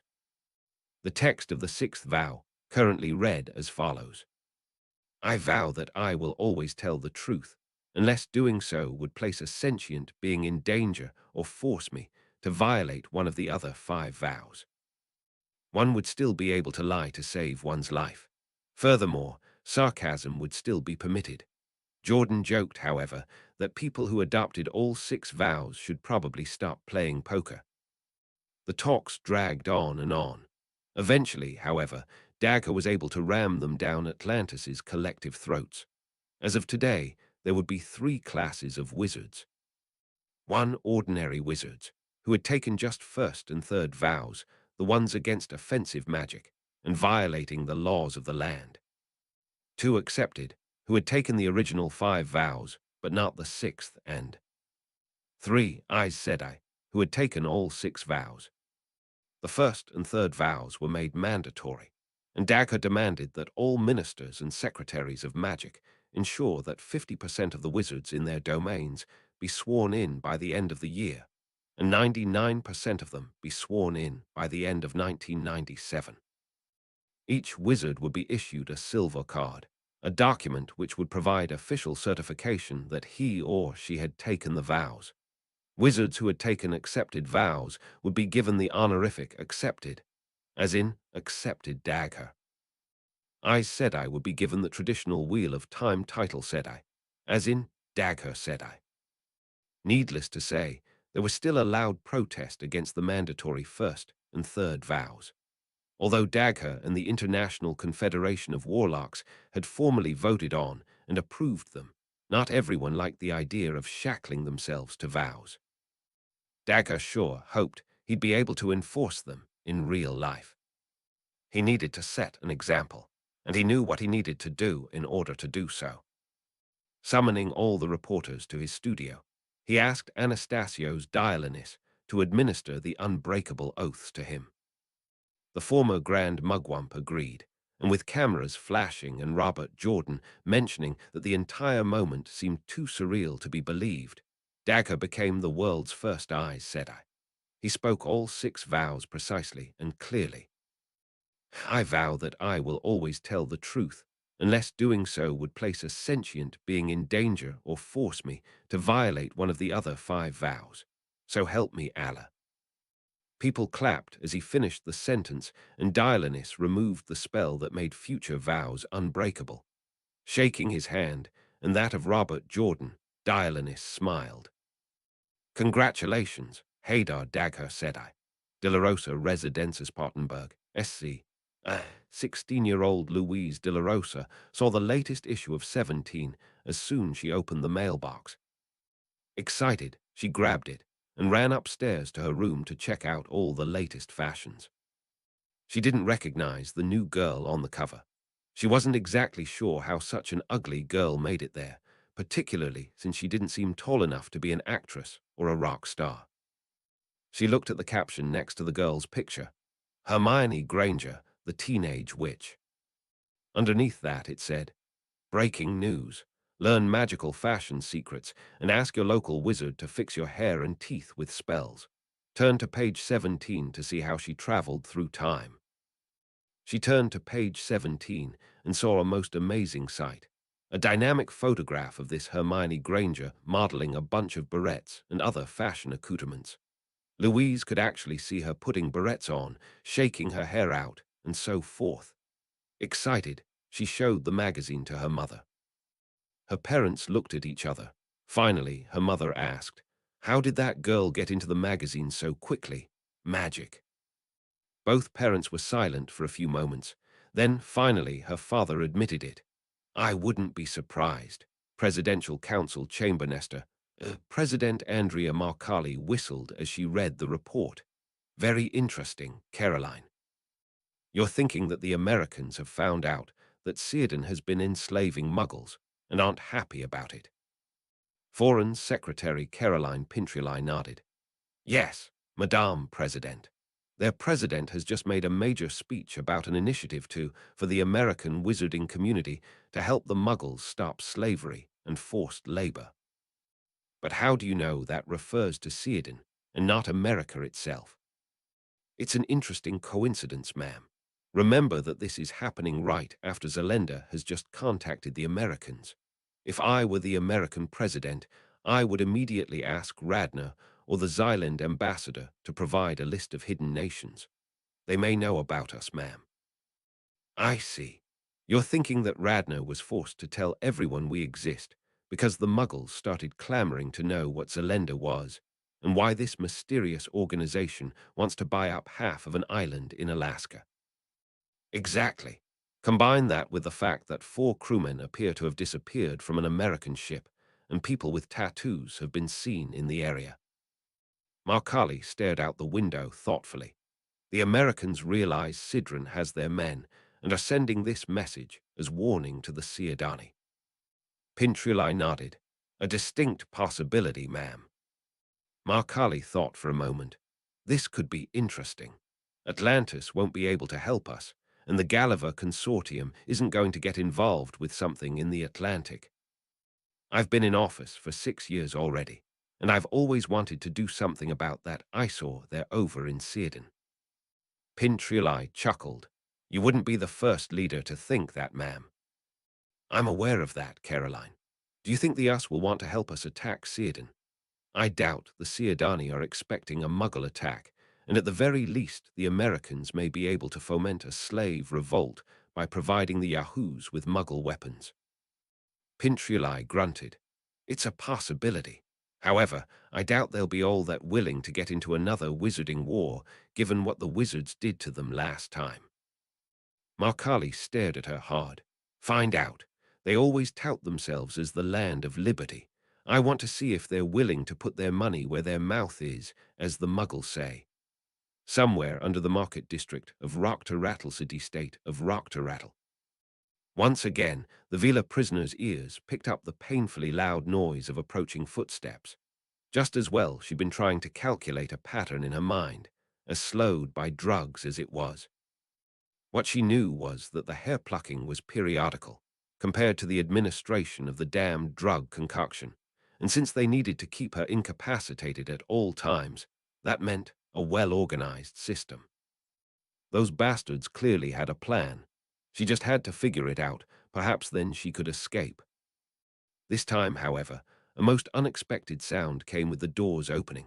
A loud crack, followed by startled yelps of goblins, a human male via saying protego, then a quick pair of stupefies, and at the same time a high, piping voice screaming for Master Nastheros, accompanied with the characteristic sound of magic discharging and several bodies hitting the wall with bone-jarring speed. Then silence. Floppy, search them, collect their wands and tie them up. I'll take a look at the prisoner, alert me if anyone arrives. The words sounded like salvation for the girl, but then a thought took her smile away. Nastheros. That sounded awfully like a Siadani name. The wizard, evidently, noticed her reaction. Relax, Vila. I'm not here to cause you harm. I'll remove your shackles and blindfold now. Please don't attack me. And please tell me where you feel better or worse when the drug starts to wear out. Your life may depend on it. To say the girl was surprised was a gross understatement. Her only response was, is this a dream, a vision? Why would my subconscious manifest as a Siadani? The wizard sighed. I can assure you I'm real. I legilimenced one of your captors, and he didn't know for sure which of 2 drugs you got, and one of those kills you on withdrawal. So please do us all a favor and tell me, is it better or worse when it starts wearing out? This caused the blonde to sober up a bit. Better, I hope. The headache and sensory overload is like a bad hangover, but my head gets cleaner and my strength returns. Is that good enough for you? By now, he finished cutting away her chains, and at last removed the blindfold to reveal her bloodshot, frightened, and painfully wincing blue eyes that somehow still managed to be stunningly beautiful. No, blue is such a plain word. Azure is more fitting. Airy, master, watch out, it's a Vila. The house elf dropped a limp goblin and jumped between them. Master should be cautious. They are the enemy. They bewitch men, enthrall them. Master must never look them in the eye. Chill, Floppy, this is not the war and she's not our enemy. Go finish preparing the goblins. Turning to the sitting Vila, he asked, Milady, Yo will live. Now are you able to walk? We're about to leave. As she struggled to get up, the red-haired wizard reached out and helped her on her feet despite her weak protests. What's wrong with accepting my help? My mother taught me not to accept help from strangers, Siadani. Though still drowsy as if heavily drunk, the Vila was visibly recovering, starting with her arrogance. Oh right, I forgot. Salmon Nas Thuros at your service. May I ask who you are? You may. The Vila was staring coldly at her. Then, at once, her face went all red, and she cast her eyes on the ground in shame. Forgive me my manners, good sir. I am Myrtil Trapanier from Nestor, and I'm thankful for your rescue. It's just those drugs clouding my mind, making me say things I don't mean. No need to apologize. Let's get over to my servant so we can leave this place. After that, you could help me find out what to do with these goblins we caught. Kodiak Island Trading Post, Coastal Area Kodiak Island.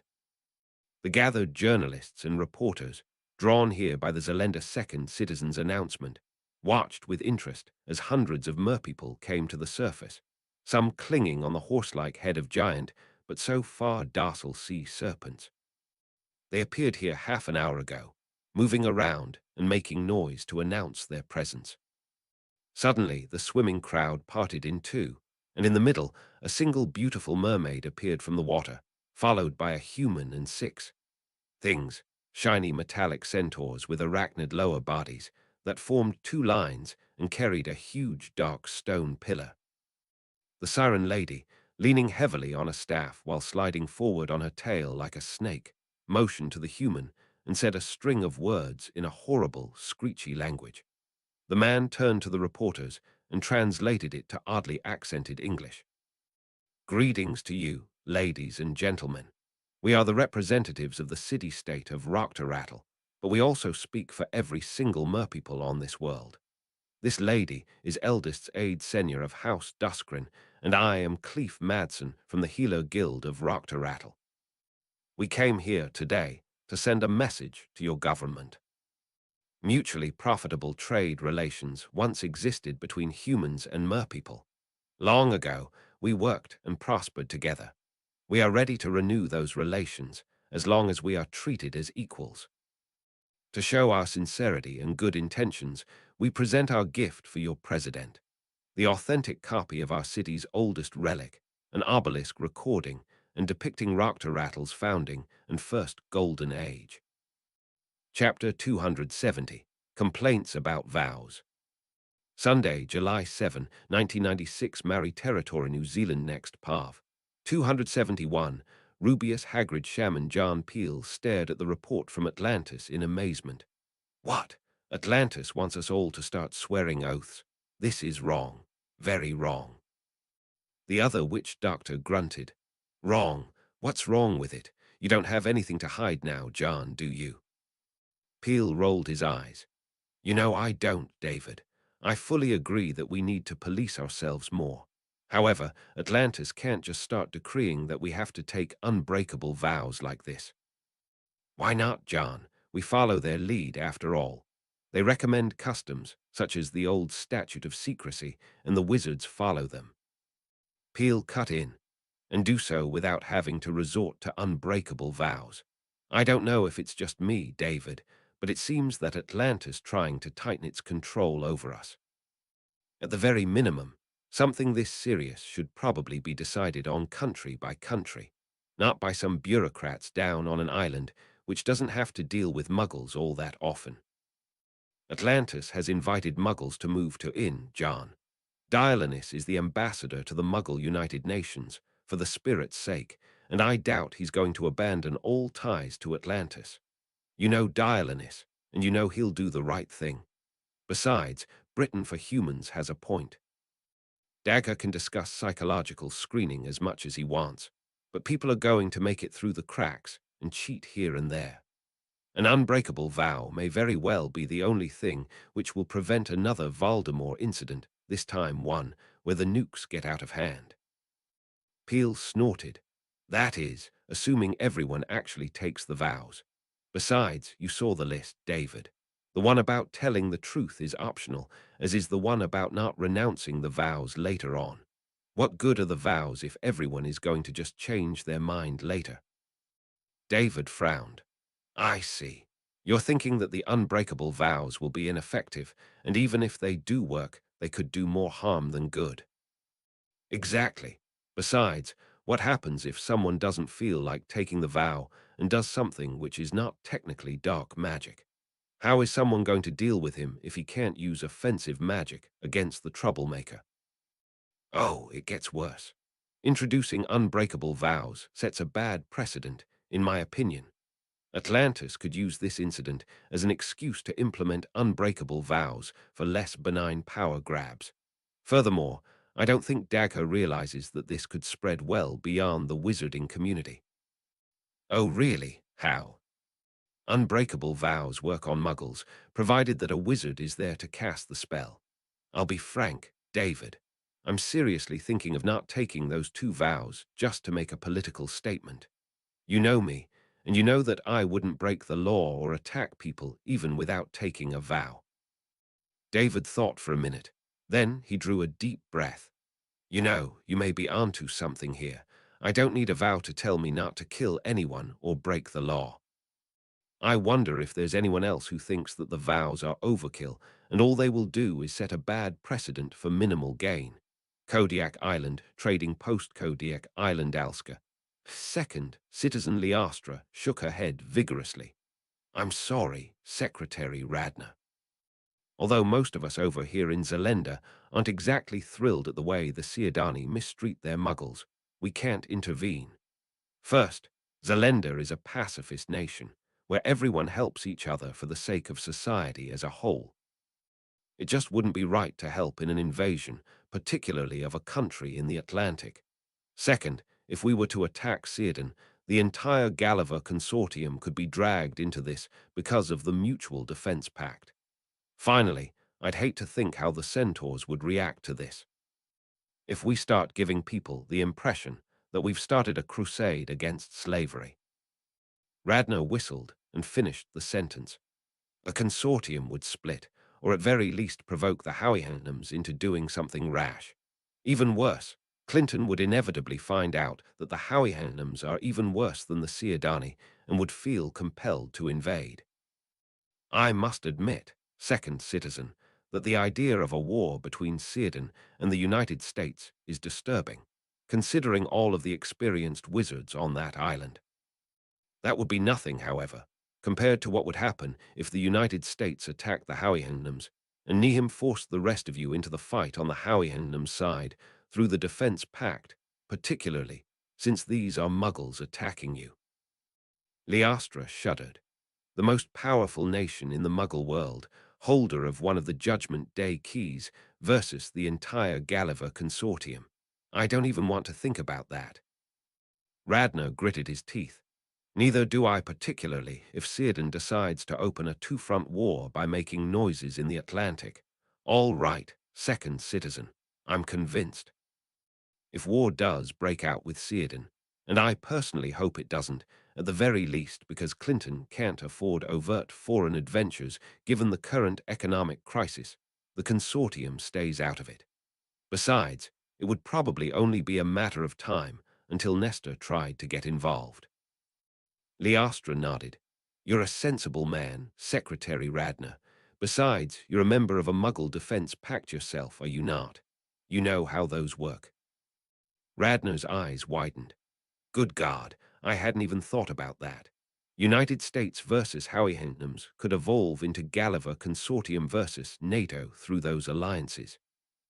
This reminds me a lot of what led up to the First World War in 1914, where a small fight in the Balkans became a major conflict because of a tangled web of international alliances. I'm not sure if you know much about the 1914 war, but rest assured that we do not want to repeat that. Liastra nodded. I'm aware of that war, Secretary Radner. I agree, if we can avoid another World War I, that would be most beneficial. However, let's get back to your second recommendation, the visit of Muggle anthropologists. I spoke with the first citizen, and she agreed to it. Radner smiled. At least something good came out of this. You'll let Muggle anthropologists onto the island to study your way of life in a non-destructive manner. Yes, Secretary Radner. In return, we'll send some of our people over to the United States to study you as well. Fair enough, second citizen. When do you want to send them over? Manchester, England. King William was cheering at the top of his lungs. He'd heard of rock concerts before, but this was above and beyond anything he'd ever seen before. The Weird Sisters, all men, strangely enough, a fact which made the name Weird Sisters more than appropriate, would likely have gotten popular simply because of their style of music. However, these fellows were wizards who cast spells during the show, flew through the air on strange winged beasts, and did things no one else had dreamed of before. Even better, the concert was free, though most people were paying large sums of money, in excess of £500 in a few cases, to support the reconstruction efforts in London and the other stricken cities. These guys were going to be good, he thought. One of the people, a few rows behind him, was talking about trading in her Green Day tickets for Weird Sisters ones. He wondered if he could get Hermione some free tickets to their upcoming tour.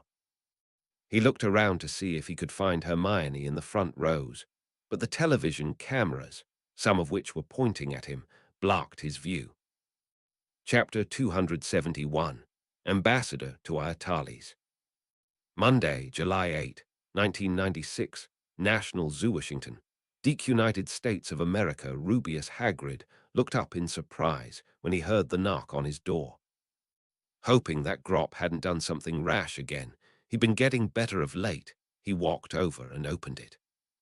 3 men walked into the room, and Hagrid's eyes widened in amazement when he realized who they were. Secretary Radner was there, as was Albus Dumbledore. A pretty formidable delegation, he thought. This couldn't be good.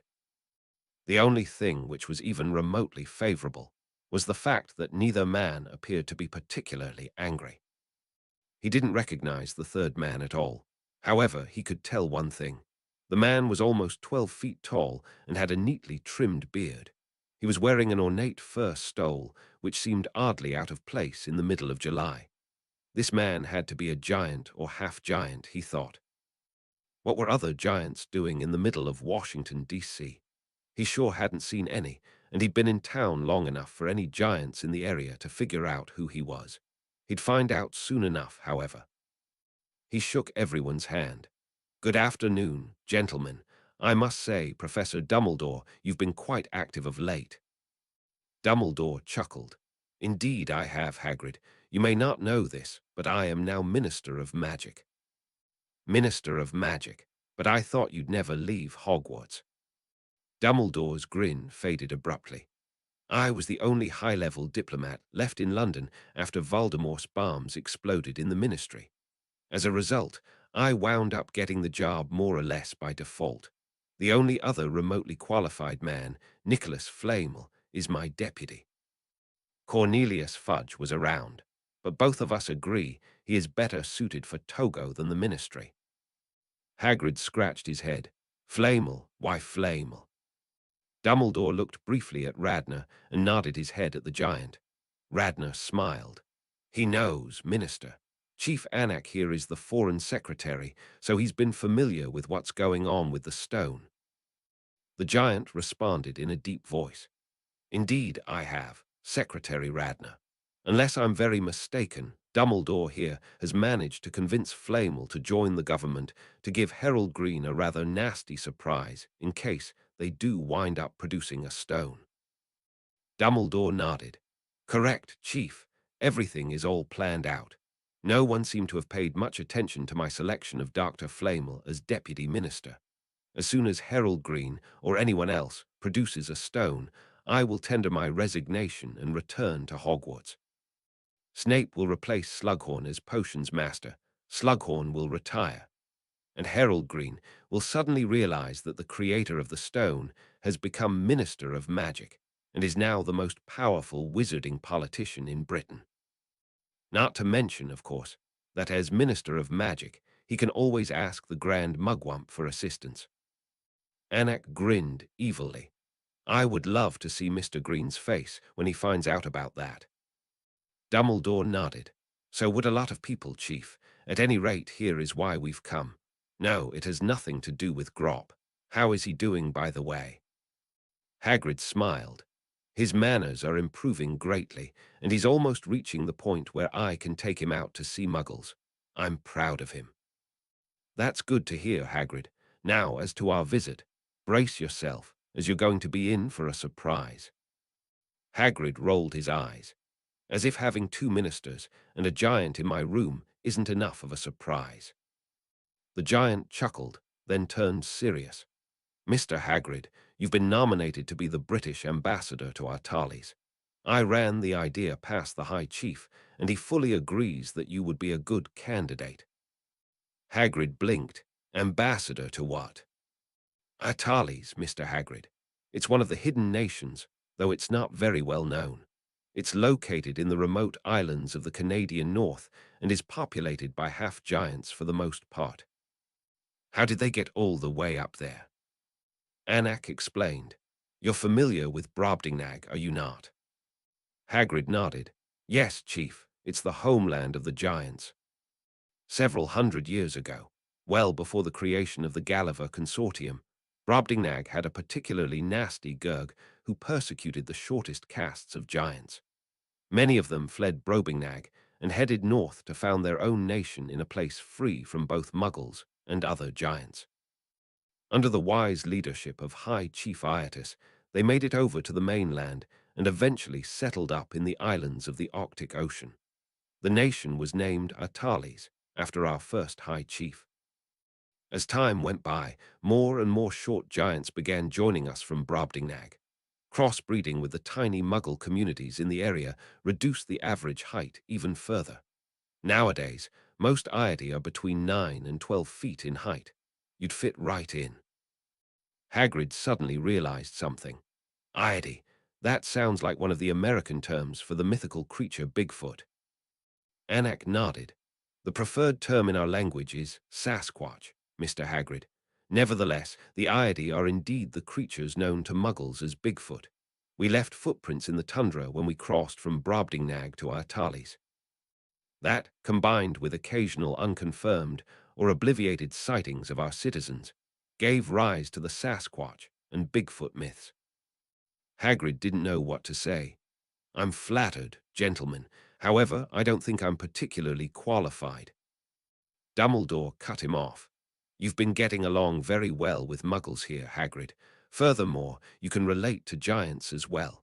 You're a very good candidate, in my opinion. Hagrid grunted. Dumbledore had a point. Do they speak English? Anak answered this. Their primary language is a distant cousin of ancient Brobdingnagian, which has now gone extinct in that it has been replaced by Gulliver. They do, however, speak Gulliver for the most part as a second language, and as you know, that language is distantly related to 18th century English. You should be able to pick it up in a few months. What about Grob? What happens to him? Dumbledore smiled. He goes with you, of course. However, it's possible he may have a bright future. He likes Muggles too, from what I've been told, and his manners are starting to improve.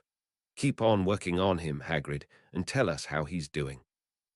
If his social skills improve to the point where he becomes someone like you, he could wind up becoming ambassador to Brobdingnag. They've started getting a lot better at accepting shorter giants in the community.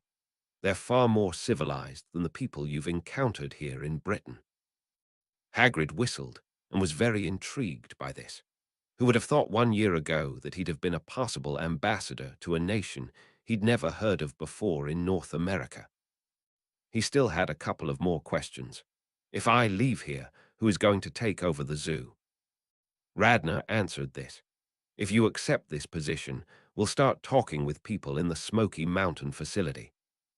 You've done yeoman work, getting the magical creature wing off the ground, and we expect that an ordinary American care of magical creatures teacher will be able to keep the momentum going. Should I announce Atali's existence to the British Muggles yet? Anak scratched his beard. We're working on that, Mr. Hagrid.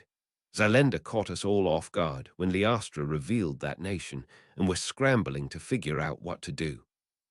The High Chief is in favor of exposure, at the very minimum to try to get the Canadians or Americans to back us in case Brobdingnag starts getting aggressive. Rest assured, you won't have to leave this position until exposure takes place, if that does in fact happen. Hagrid sat down in his chair and looked out the window. I'll think about it, gentlemen, I'll think about it. Chapter 272. Indecent exposure. Tuesday, July 9, 1996, Oval Office, Washington. DQ United States of America. Clinton couldn't believe what he was hearing. A bunch of mermaids walked out of the water near that woman's trading post in Alaska and presented you with an obelisk. The man on the other end of the line nodded. Yes, sir. They claim to be from some country I've never heard of before. It depicts their golden age, supposedly, which ended 5,000 years ago. The thing is huge, sir. They've apparently built some kind of spider-like machine to help transport it. Radner, who had been already in the Capitol for the presentation of the Presidential Medal of Freedom to Hermione Granger earlier on the day, whistled. That's consistent with Rattle, sir. They are an ancient underwater civilization whose traditional homeland is in the Indian Ocean. They're traders, from what I've been told. Clinton's eyes widened. Let me guess, some other country I've never heard of before. How many of them are there? Radner nodded. About a dozen, sir. You already know about Círdan and Zelenda. However, this one is completely underwater, so you probably won't have to worry about Muggles routinely interacting with the merpeople. Sir, it sounds like they want to start diplomatic relations and trade with us. Clinton, still dazed, nodded. That wouldn't be a bad idea, Travis. They've probably got access to resources in the deep ocean floor which we can't get at, and we've got stuff on land which they can't find in the ocean. This could be mutually beneficial to both sides. I agree, sir. At the very least, it will help us explore the ocean depths more easily. Clinton spoke back into the phone again. Captain, what are those machines like? The man from Kodiak chuckled. They look like something out of Terminator or Star Wars, but as far as we can tell there aren't any weapons on them. It's transportation only. They're pretty interesting, sir. Clinton frowned and turned to Radner. Are you sure this isn't a Trojan horse? Someone gives us a gift, we go gaga over it. We naturally bring it to the Capitol using those machines to transport it. Besides, what's in that obelisk? Radner shook his head. It wouldn't make sense for them to try to conquer us, sir. They're merpeople. They prefer the ocean to land. Why would they attack us if they can't occupy our territory? Besides, I know a few merpeople. They're traders, as I told you. Not if they made an alliance with Círdan. Remember, Círdan is an island, so the Círdani can talk with these fellows. If Círdan decided to fight and seek out allies instead of reform itself. Radner didn't like where this was going. Unfortunately, Clinton was reaching a perfectly valid conclusion given the available evidence. The merpeople don't act like that, sir. I don't think there are any ulterior motives here.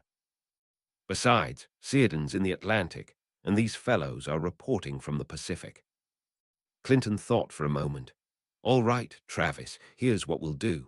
Send a wizard out there to check these guys out. Do not move that obelisk off Kodiak Island until we're sure it's safe. The president abruptly cut back to the phone. Did they leave any of those machines behind, or possibly an ambassador? The captain nodded. Yes, Mr. President. There are 2 machines still here for us to inspect, and they've left someone to serve as an ambassador. His name is Zeke, and he apparently has managed to overcome the language barrier. You may be interested to know that they use the Latin alphabet, by the way. That may make things easier. However, they've got a couple of interesting symbols, including the thorn for TH and a rounded W symbol for SH. Clinton nodded. This would work out pretty well. Good. Give him the same diplomatic status as the Xyland ambassador and show him around the unoccupied parts of the island. How big is this obelisk? About 25 feet, sir. It's got some gold in it as well, so if I were a wizard I'd make sure no one damages or vandalizes it. Sir, if we want to transport it, we're going to need to get it onto some kind of aircraft or something. Clinton made a note of that and turned back to Radner. Good. They've left some of those machines behind. Inspect those 2 machines and make sure they're safe, and then see what you can do to translate that obelisk. Once you've done that and made sure there aren't any surprises, you can bring it over here. We'll set it up somewhere in the National Mall, and then you fellows can put a shield around it to make sure no one damages it or steals it." Radner smiled. "That's not a bad idea, sir. Everyone is going to be able to learn about this new culture that way." Clinton grunted in satisfaction and turned back to the phone. "Captain, can you see the obelisk from where you are right now?" "Yes, sir. I'm walking around it as we speak." "How did their civilization end? Maybe we can learn from their experience and not repeat it." There was a pause. "I can't get all the details, sir, as I don't understand their language. However, the last panels appear to have images of a wall of water striking a building. There's also something which looks almost like a world map. However, the map's all screwed up. They've got islands in the Pacific and Atlantic which aren't there with names like Dallarnus and Frisland. I can see Roctorattle located in the Indian Ocean, not far away from this big fiery circle marked K-Nohapai. SH. Tinlotifia rados, with concentric circles radiating from it." "Don't know what it means, sir." Radner's eyes suddenly widened. "My God." Clinton turned to him. "Oh, what?" "I know the language, sir. That means Nohapishtin's hammer of the god Ra." Clinton blinked. "Hammer of Ra, wasn't that?" Radner stared at the floor in horror. "Sir, I think I know how this civilization ended. Nohapishtin described it perfectly. Asteroid impact in the Indian, which occurred at the same time the one Nohapishtin witnessed.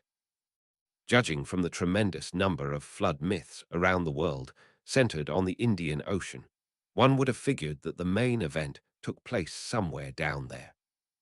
If the big one came in that close to ancient Roctorattle, hit the ocean, and generated a megatsunami which a shock wave through the water." Both men were silent for a moment. Then Clinton said one word. He paused. "Still, if that were the case, how come any of them survived at all?" Radner shrugged. "You can ask them, sir. Probably some of them had arcs similar to those described by Nohapishtin. Others could have been away from home at the time the rock came in.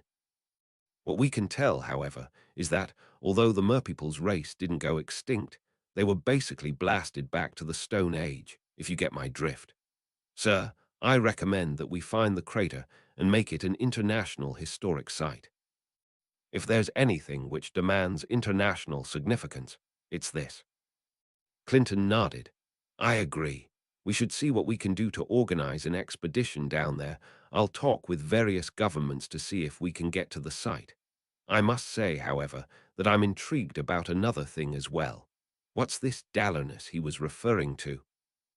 Radner shrugged. "It's another hidden nation. His eyes suddenly widened as the realization hit him. "Oh my God. They used Latin characters on the obelisk, and they included a world map. They've just exposed every single hidden nation. What's more, the man on the phone claimed to have seen Frisland, the island Círdan is now on." Clinton whistled. "I want to see that map and get descriptions of all those countries as soon as possible.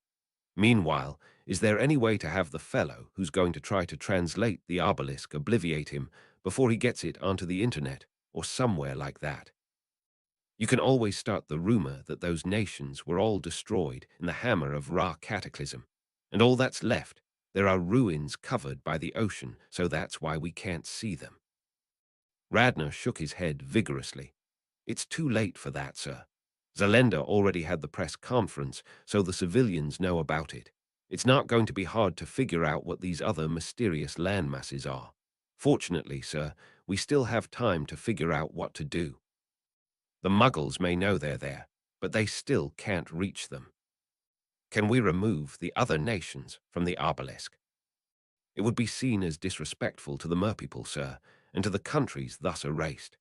The only thing I can suggest is telling everyone that all were destroyed other than Zalenda, and hope the Xylend don't start chattering about Círdan, Dallarnus, or other of those places. Oh, and before I forget, there's something else you may want to do." Radner chuckled. "Since we're not going to be defacing the obelisk at all, get Gulliver's Travels out of school reading lists as soon as possible." "What? Why?" Radner told him Grand Mugwump's office Atlantis, Dagher, had been afraid of this. No fewer than 37 countries had signed a petition arguing that Atlantis couldn't force unbreakable vows down their throats. Unsurprisingly, not one of them had suffered any persecution from America for humans, Britain for humans, Muslims for humans, or any of the smaller world for humans groups. These nations argued that Dagher's original idea of education and psychological counseling would be sufficient to rein in future dark wizards.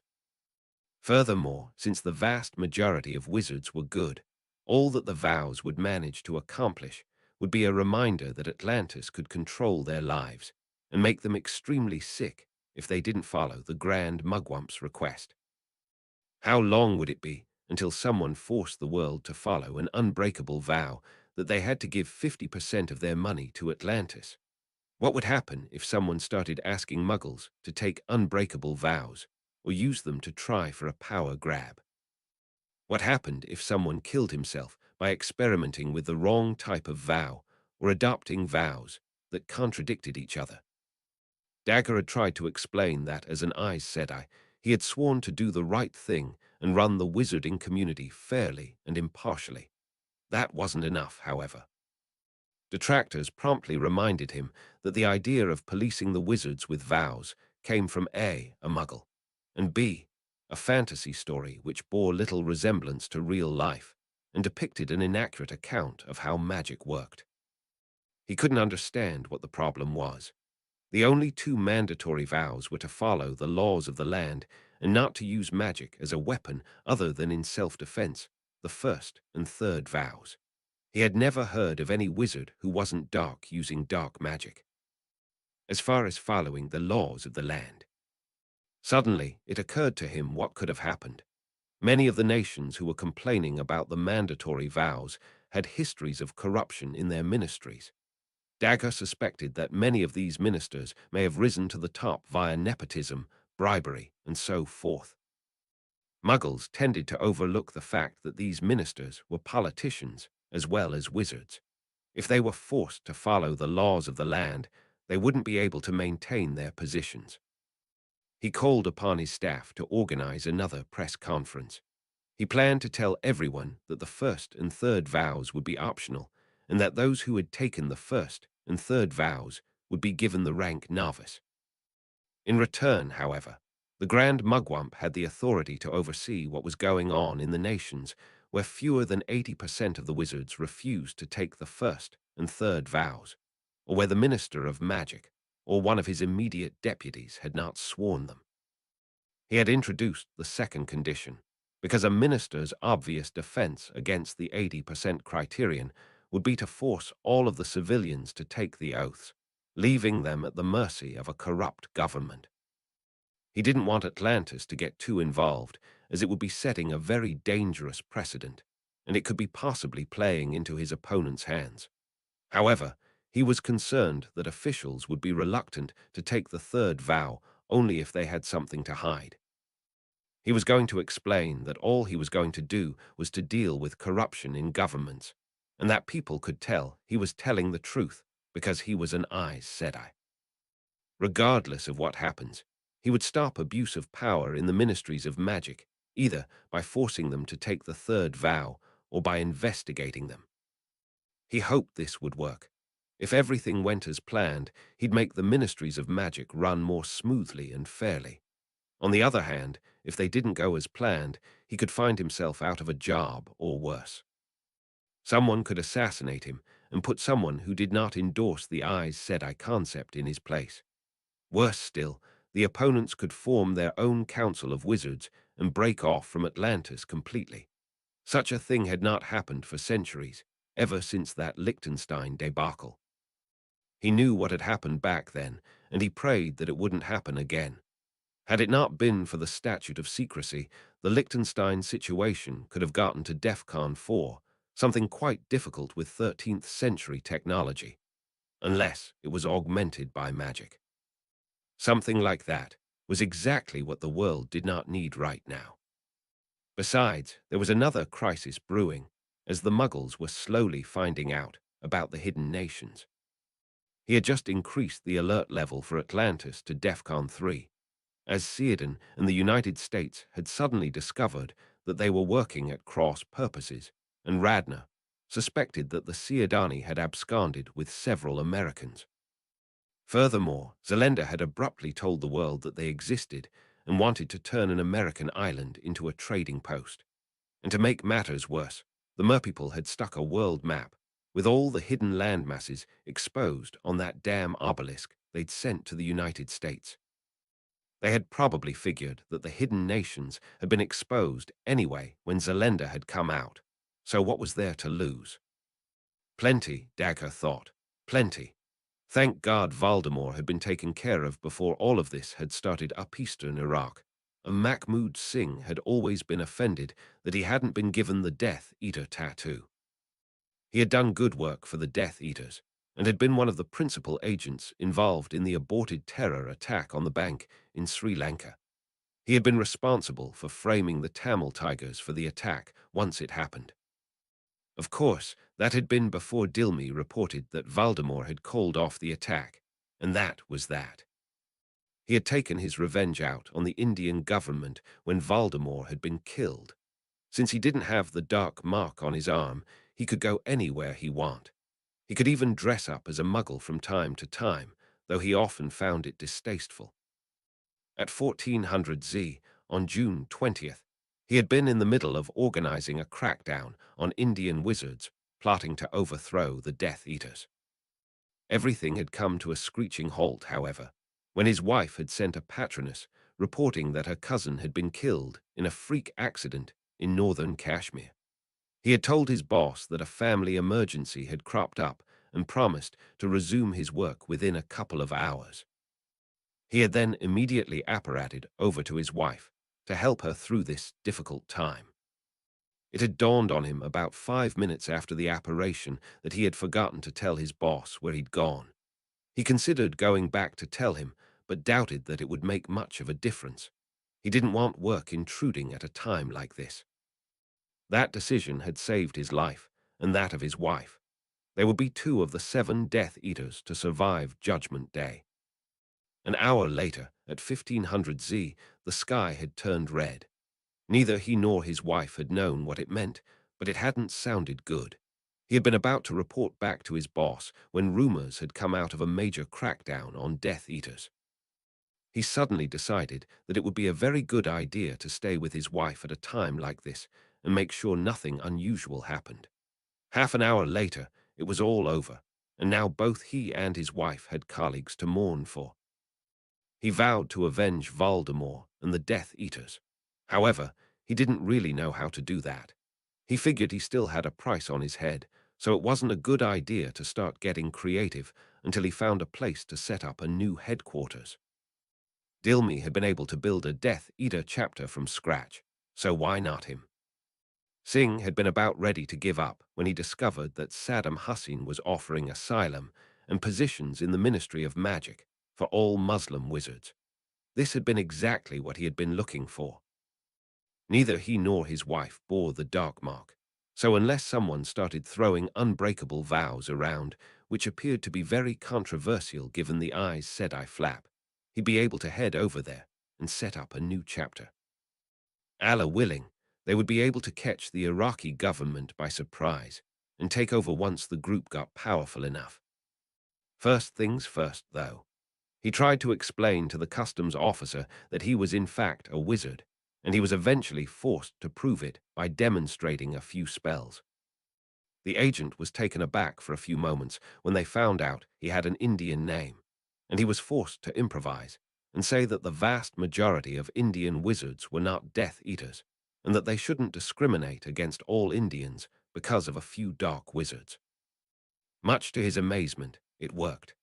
The customs agents welcomed him and his wife with open arms and told them they'd get the 2 of them on a fast track to Iraqi citizenship. The next question was where to live. Should he try a big city like Baghdad or a smaller town in the middle of nowhere? He'd cross that bridge when he came to it. Círdani Council Chamber Círdan. Sayatnan looked gravely at the other 2 chancellors. You're sure this is the text of President Clinton's statement? Vixar nodded. That's it, Sayatnan. He started a crusade against forced labor and indentured servitude. Sayatnan shook her head.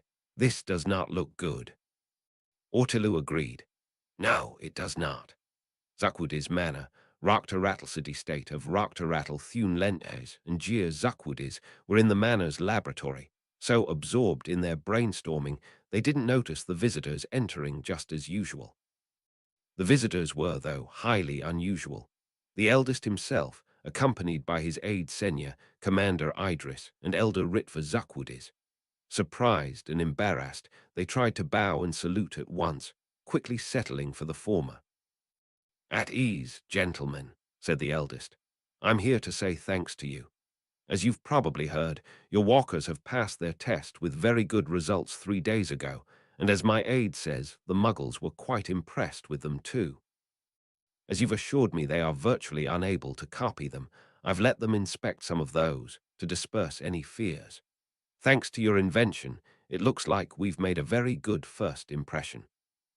As agreed, I'll purchase the plans required to create more of them, and I'm willing to raise your current house foundings with city money for the continued research. Now, please tell me, what improvements can I expect? Jir answered first.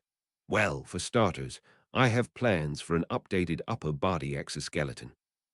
The prototype models have limited visibility and mobility, especially at the neck, with the correct materials and technologies. I could improve both, upgrading the gill protectors and replace the faceplate with strengthened glass or some other transparent material. It will require the involvement of further outside parties, though some of the raw materials are only produced by goblins. I also have ideas about improved water containment and filtering, but those require long-term ground tests. Incorporating weapons into the spider part seems to be a bit of a dead end, only good for concealing weapons unless we radically alter limb anatomy. Equipped with traditionally two-handed weapons such as longswords, they already outclass any melee opponents with their strength. Every weapon is one-handed, and their agility is almost as good as without the suit. Those are the mechanical details. My colleague will brief you about the magical ones. Thune took over here. Apart from the complex of over 100 spells that make the spider part work and obey, the movement and strength amplification in the upper part, and some standard charms preventing corrosion and increasing durability, the current models are essentially blanks. I listed several possible development routes. We could install a stealth mode, though it's worth noting that not even the most powerful disillusionment charm or a bedazzling hex will conceal the footprints.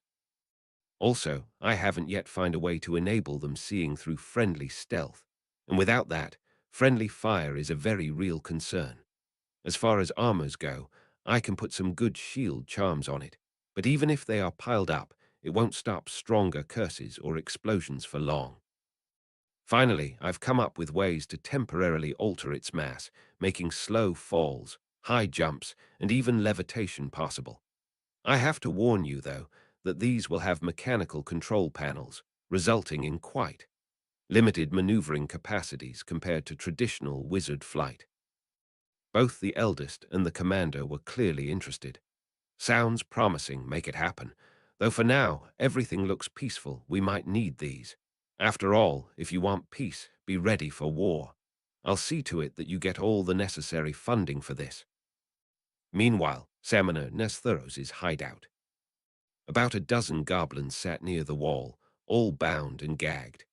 With a loud crack, a house elf, along with the place's owner and a Vila, currently in harpy form, materialized in the middle of the room, carrying a stunned, parched, and beaten-up goblin.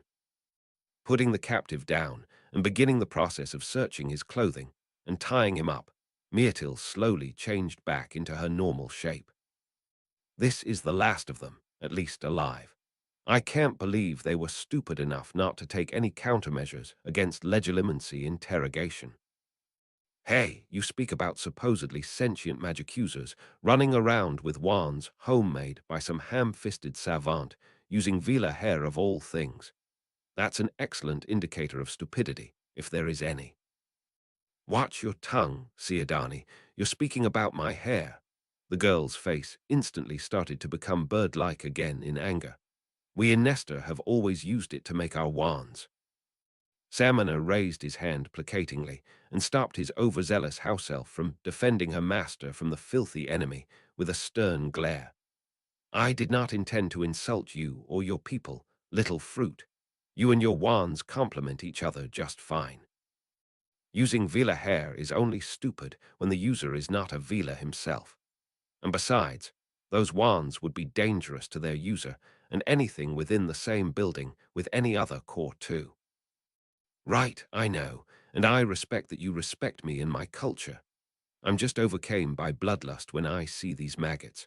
I say now that there are no more out there. We could kill them all with beak and claw and fire. Don't, Myrtil. I understand you are angry at them, and they deserve it, but it would take you to a very dark place. By the guards, girl, do you really have the stomach to kill helpless prisoners in cold blood? Did you ever kill even one person? The Vila deflated. Well, no, not like this. Mad, who am I fooling? No one at all. But what would you do? They cut off your hand, taking your precious ring from you. You have as many reasons to kill them too. And we can't let them go either, or they'd come for us with allies. The wizard smirked. I have a better idea. We turn them over, alive and healthy, to the city guard. Then, per international law, they'll be judged by a court of wizards, sentenced for unauthorized possession and making of wands, and left to rot somewhere in a dark cell guarded by dementors, probably driven into insanity long before they perish. At the mention of the dementors, all three of them shuddered involuntarily. Your place sounds darker, wizard. It has the advantage of being legal, and will make the police much more cooperating in the search of some humble, unlicensed wizard's lost ring. Later, City Guard's HQ. Kima was having another argument with her squad leader. Since Red 8 was Kia and Red 2, no, only Tony now. Blinded and transferred to the Oath Taker Corps, nicknamed Legion of the Nameless to receive prosthetics, they both had been very agitated, especially as the investigation didn't go well at all. For the last time, I know we to find them, leader. The chief here keeps saying the same, but as long as I have no good trails, it doesn't help if I hear how important this is. But as things are now, we need divine intervention to solve this case. What? A guard's timely interruption cut the tirade short. Letter for the detective leading the ring case. The mermaid hastily read the letter, sat there in stunned surprise, then read it again. Is this a joke? We do not make fun of such cases, detective. May I ask you, what do you find so strange? She told them, and showed them the letter when they didn't believe it either.